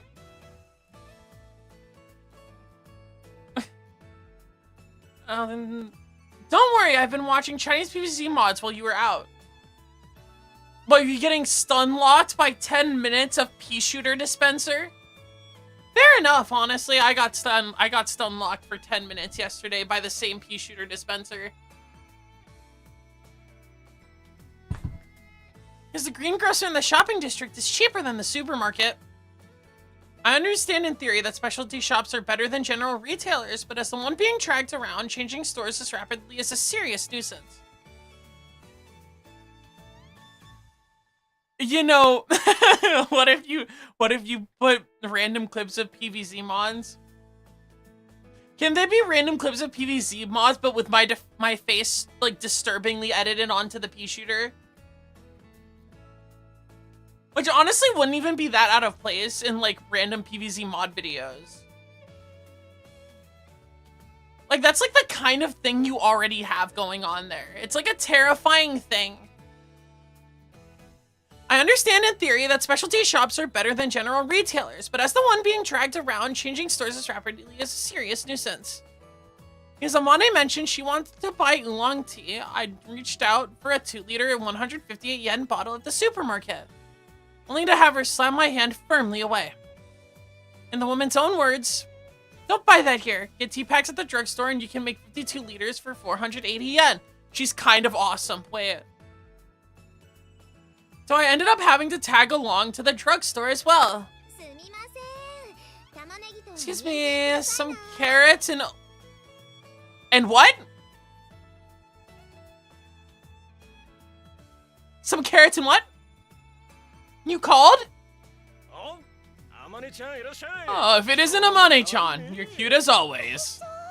Aren't I? Hey, how about a little bonus? I won't tell the wife. I can't beat Amane-chan. Alright, I'll throw in a pack of strawberries. I want some. Could I please? I'm so happy, really? This deal's just for Amane-chan, so don't tell anyone, okay? You're the best. Makina really likes strawberries, you know? Come to mention it, Akibo isn't with you today. What's up? I brought rice today too, so I brought along a tough luggage boy. Huh? Growling, the dirty old greengrocer sizes me up with a blatant scowl on his face. What's with this guy? I don't like the look of his face. Don't be mean, he's my little brother. Brother? What, your brother? I was thinking Amane-chan started dating some worthless bum. Look at me jumping to conclusions. He really thinks he has a chance. I would have 100% watch time. Honestly, genuinely, if I did something like that, I'd like... There's something I noticed like very recently, and I went in today with this mentality, which is that the first like hour and a half, I'm not going to have a lot of people. Like just inherently, it takes around that long for me to have a lot of my consistent chatters or whoever show up on stream. But if I can distract people during the please wait screen who are just running by with freaking awesome like baby stim footage, maybe that's the devious plan to make Memory League take over the world. Anyway, I'm not sure what's so funny, but the greengrocer cackles heartily as he stares into my face. Hey kid, what's your name?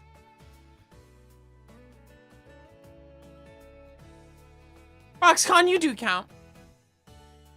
Thank you for being the real one, Roxcon. Do stuff in the background while you stream. Yeah, I'm a second monitor to everybody. That's not even that big. Honestly, that's extremely sensible that I'm second monitor to most people. Then you don't get to see my cute face all the time.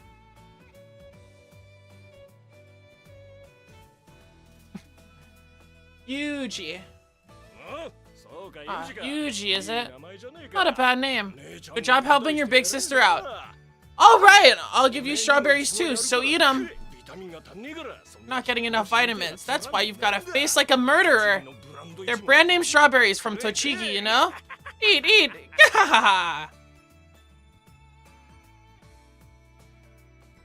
Thank you. I smile and lower my head in a slight bow, prompting the old man to shout, "What? You can smile after all?" In an even louder voice. Okay then. Thanks again. Yeah, come back soon. I've got more freebies waiting. You too, Yuji.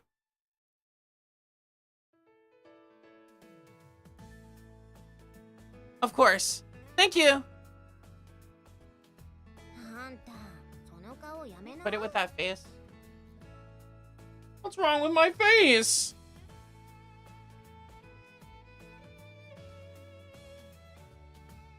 Sorry, I got distracted for a second. I get a little CRT as a second monitor. I used to have a little CRT as a second monitor, but in one of my multiple moves, I had to get rid of it, which makes me very sad because having a CRT TV as a second monitor appeals so strongly to my hipster sensibilities, and I would have been able to use it here. I don't know, it takes up a little bit of space. Like, it's not a big TV at all. Like, it's damn small, but like it's obviously a big box, so it takes up a lot of space in multiple directions. I can't throw it behind anything. Welcome back, Leaguers. Did you enjoy the hot dog? Oh, the hot dogs were alright. I'm glad I ate something.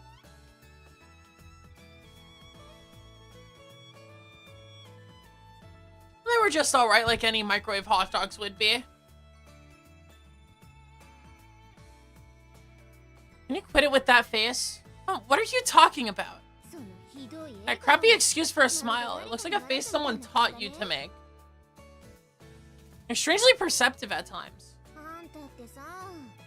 Look, you lie with your face like that sometimes, don't you? Run in your family or something?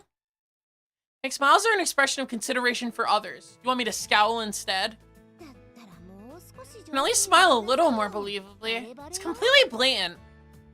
I was taught that children's smiles and women's tears are weapons. This is the first time my own emotional front was penetrated like this. I may have been underestimating this woman. Yuji's so competitive. And you're making that scary face again. That's why Makin is terrified of you, you know? I was born with this face. So was your sister born with that face as well? My sister was. Yeah, well, in her case, she always had this sleepy expression. Oh, that's so. I bring up my sister here. It just came to mind. She wants to be his sister so bad. But in like a sexual way. I respect it. More importantly, are we finished with the shopping yet?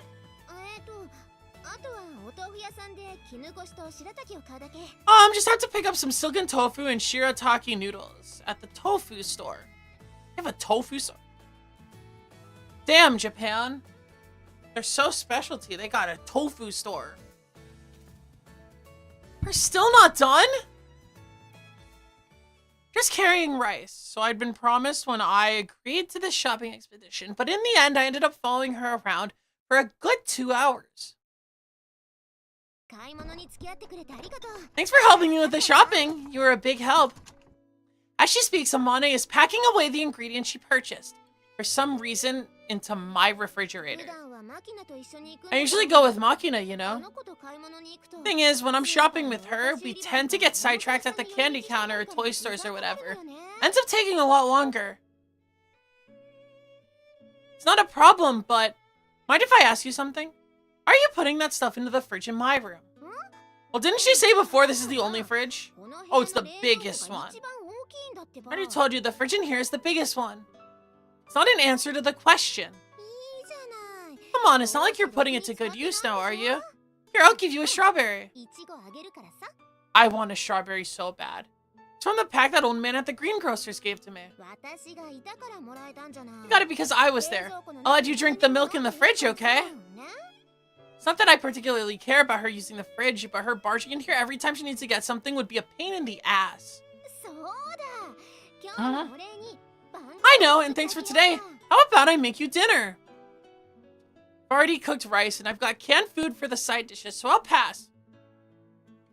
Bro eats like me. おかず缶詰なの？なんかわびしい感じ。 Canned food? That sounds pretty miserable. And the rice? You don't even have a cooker in here, so how are you preparing it? Using that over there. I point towards a cylindrical mess kit style rice cooker made of aluminum, currently towering over the IH cooking heater in my kitchen. 飯盒で炊いたの？ You're cooking it with a mess kit. What's a mess kit? I've definitely heard of that before, but I'd like to have a visual to associate.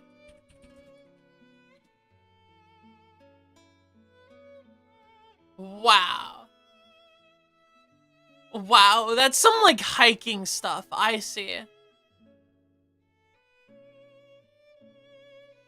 Some of the food they're eating in these pictures on Google Images of mess kit are very nice looking though. I should get more stuff to put in my rice when I go to the store tomorrow. I have like the freedom to do that. IH heaters can't quite manage aluminum, so I've been using a gasoline stove I had with me instead. Right, the survivalist. You had that stuff lying around?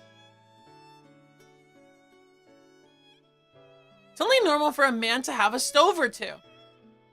Normal for a man is probably an overstatement, but it's standard equipment for a backpacker at least. Ideally, you want one that can use the unleaded gasoline you can get from gas stations. In that case, why don't you bring what you've made to my room? Nothing but canned food for side dishes is pretty sad, don't you think? I'm baking Makina's helping anyway, so let's eat together.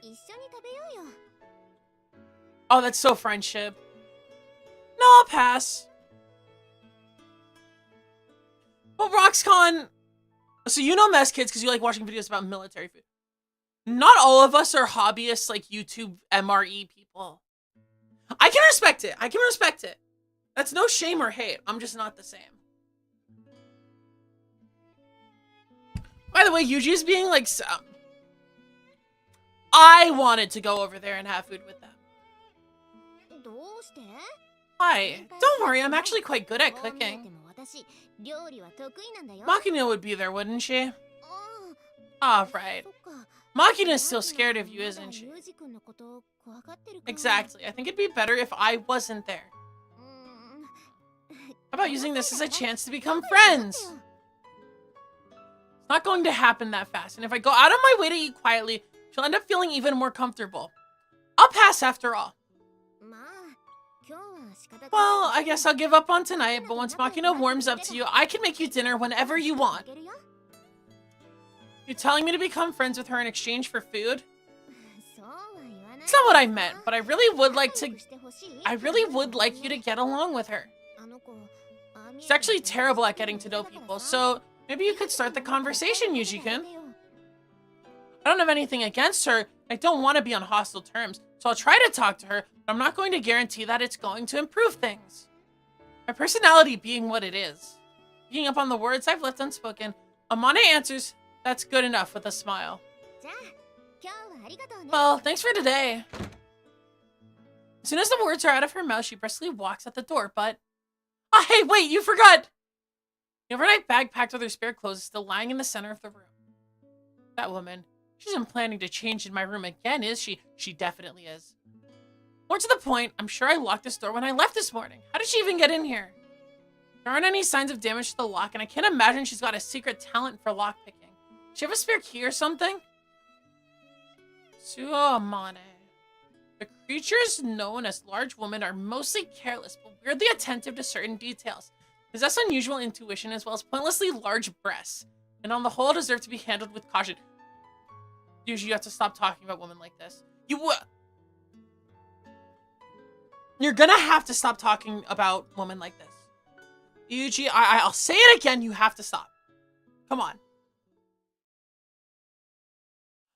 Okay.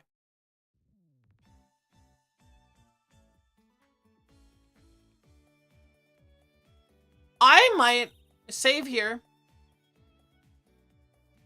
and break off today. That was the end of a scene. It was a nice place to stop. We're gonna talk for a bit, okay? Let me move back to the center so you can see my wonderful onion pelvis.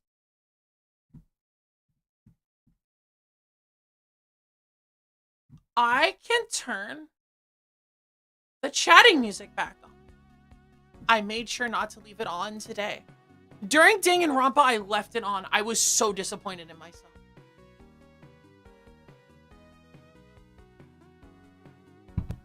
Don't defend Yuji, Roxcon. Don't defend him for that. He should not be defended for that. Like, come on, Yuji. Do better. Grow and change as a person. Grow up and love yourself.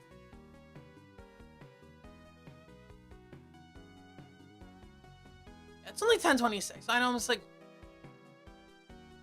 tomorrow, Choicer Voicer is going to be on Twitch only. I know I said that earlier, but I'm going to say it again here at 7 p.m. EST. I'm trying the 7 p.m. time slot just like it's a little easier to get started. And since I have a different living situation, I'm more able to try different times. I'll keep trying different times. I might try even earlier in the day, like 4 p.m. or like even like something crazy like 1 p.m. Choicer Voicer. Oh, you don't know what Choicer Voicer is? It's kind of a popular like stream trend right now. And it's like a game where you like dub over like voice clips and things.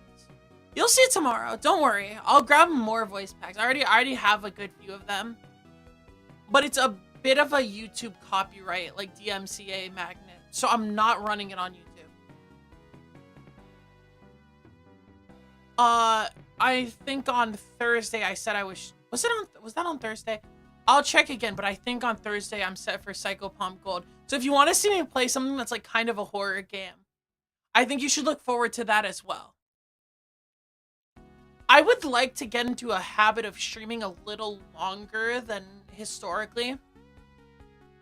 There's a few reasons for that. One, I said it before, that the first hour and a half people are still trickling in. And then I either get tired or I get a burst of like energy. But it's chill, it's calm, and we're relaxing a little bit. Like rattle and roll. Roxcon only wants me to play like old arcade games. And I do like old arcade games, but they're kind of weird on stream. If I'm playing like an old arcade game, I think I'll only do it for like a small portion. But I can always stream multiple things in a day, and that's okay. Like do that for like an hour or something, and then do something else an hour later. Which actually would be a really good way. I'm thinking about it if I want to do something like Gartic Phone, and I do. Because I think that would be fun, but I actually need people present to play. So I need something to do while people pour in. Because I'm not like super popular and I'll have like 20 trillion people pouring in at the beginning. And that's okay. That's like natural. I haven't paid my dues yet, you know? I'm an onion who has not paid my dues. I'm an onion who smells. I mean, people always tell me that, you know? Eventually I just start to accept the things people say about me.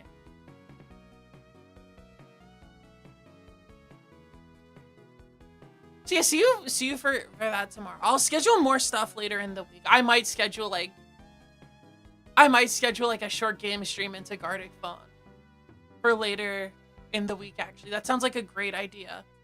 There's still a little bit of housekeeping stuff to do here in this house, in this laboratory that we live in, a little laboratory called life. I am also going to have to running through entirely like stream unrelated, but running through things in life myself. I gotta go to the store tomorrow. I have a roommate who I'm going to be going there, and we will figure out what we're gonna do about food. So I have more food, so I don't have to live on just microwave hot dogs.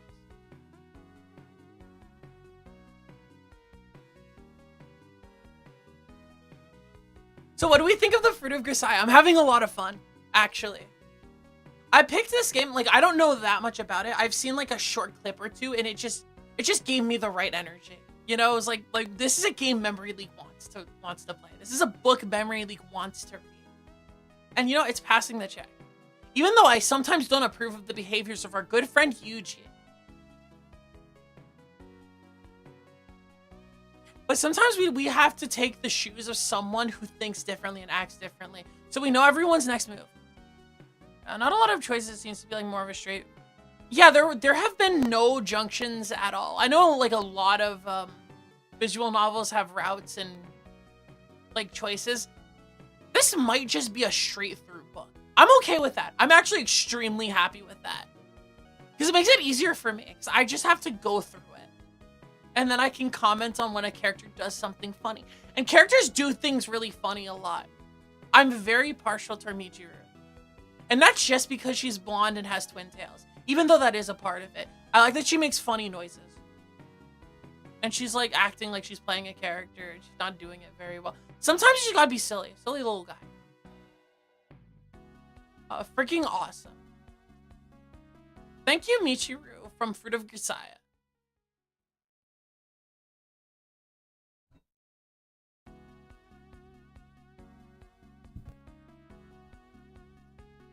Tomorrow I should get like vegetables and stuff. Little frozen vegetables you can throw into the rice too. I could get an egg. I could get eggs. I could fry like eggs when I like make my rice.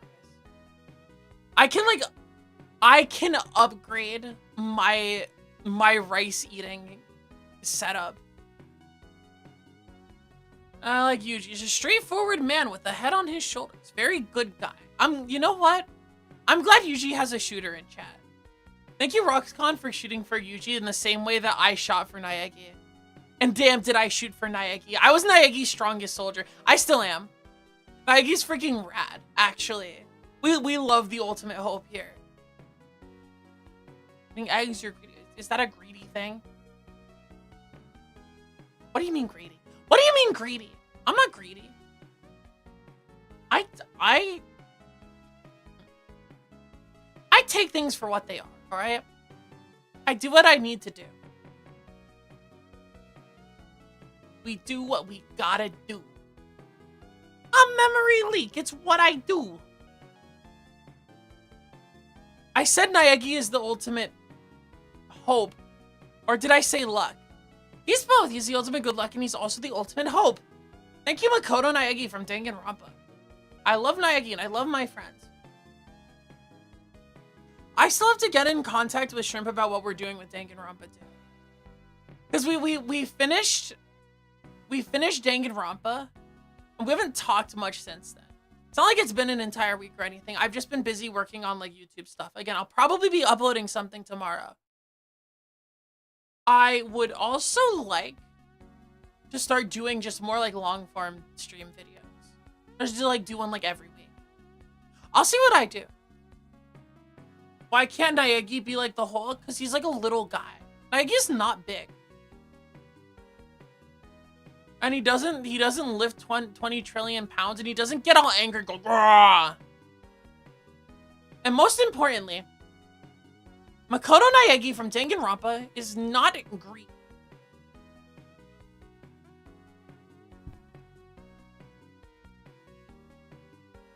If he was green, I think he'd be more popular.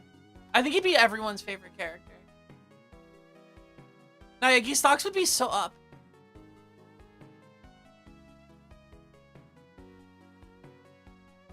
But, you know, I like Naegi even when he's not green. I'll admit, I'd probably like him more if he was green. Because being green is freaking awesome. I love when people are green. I love being green. Like, actually, I love being green. That's me, I'm green. Hi, green, I'm gaming.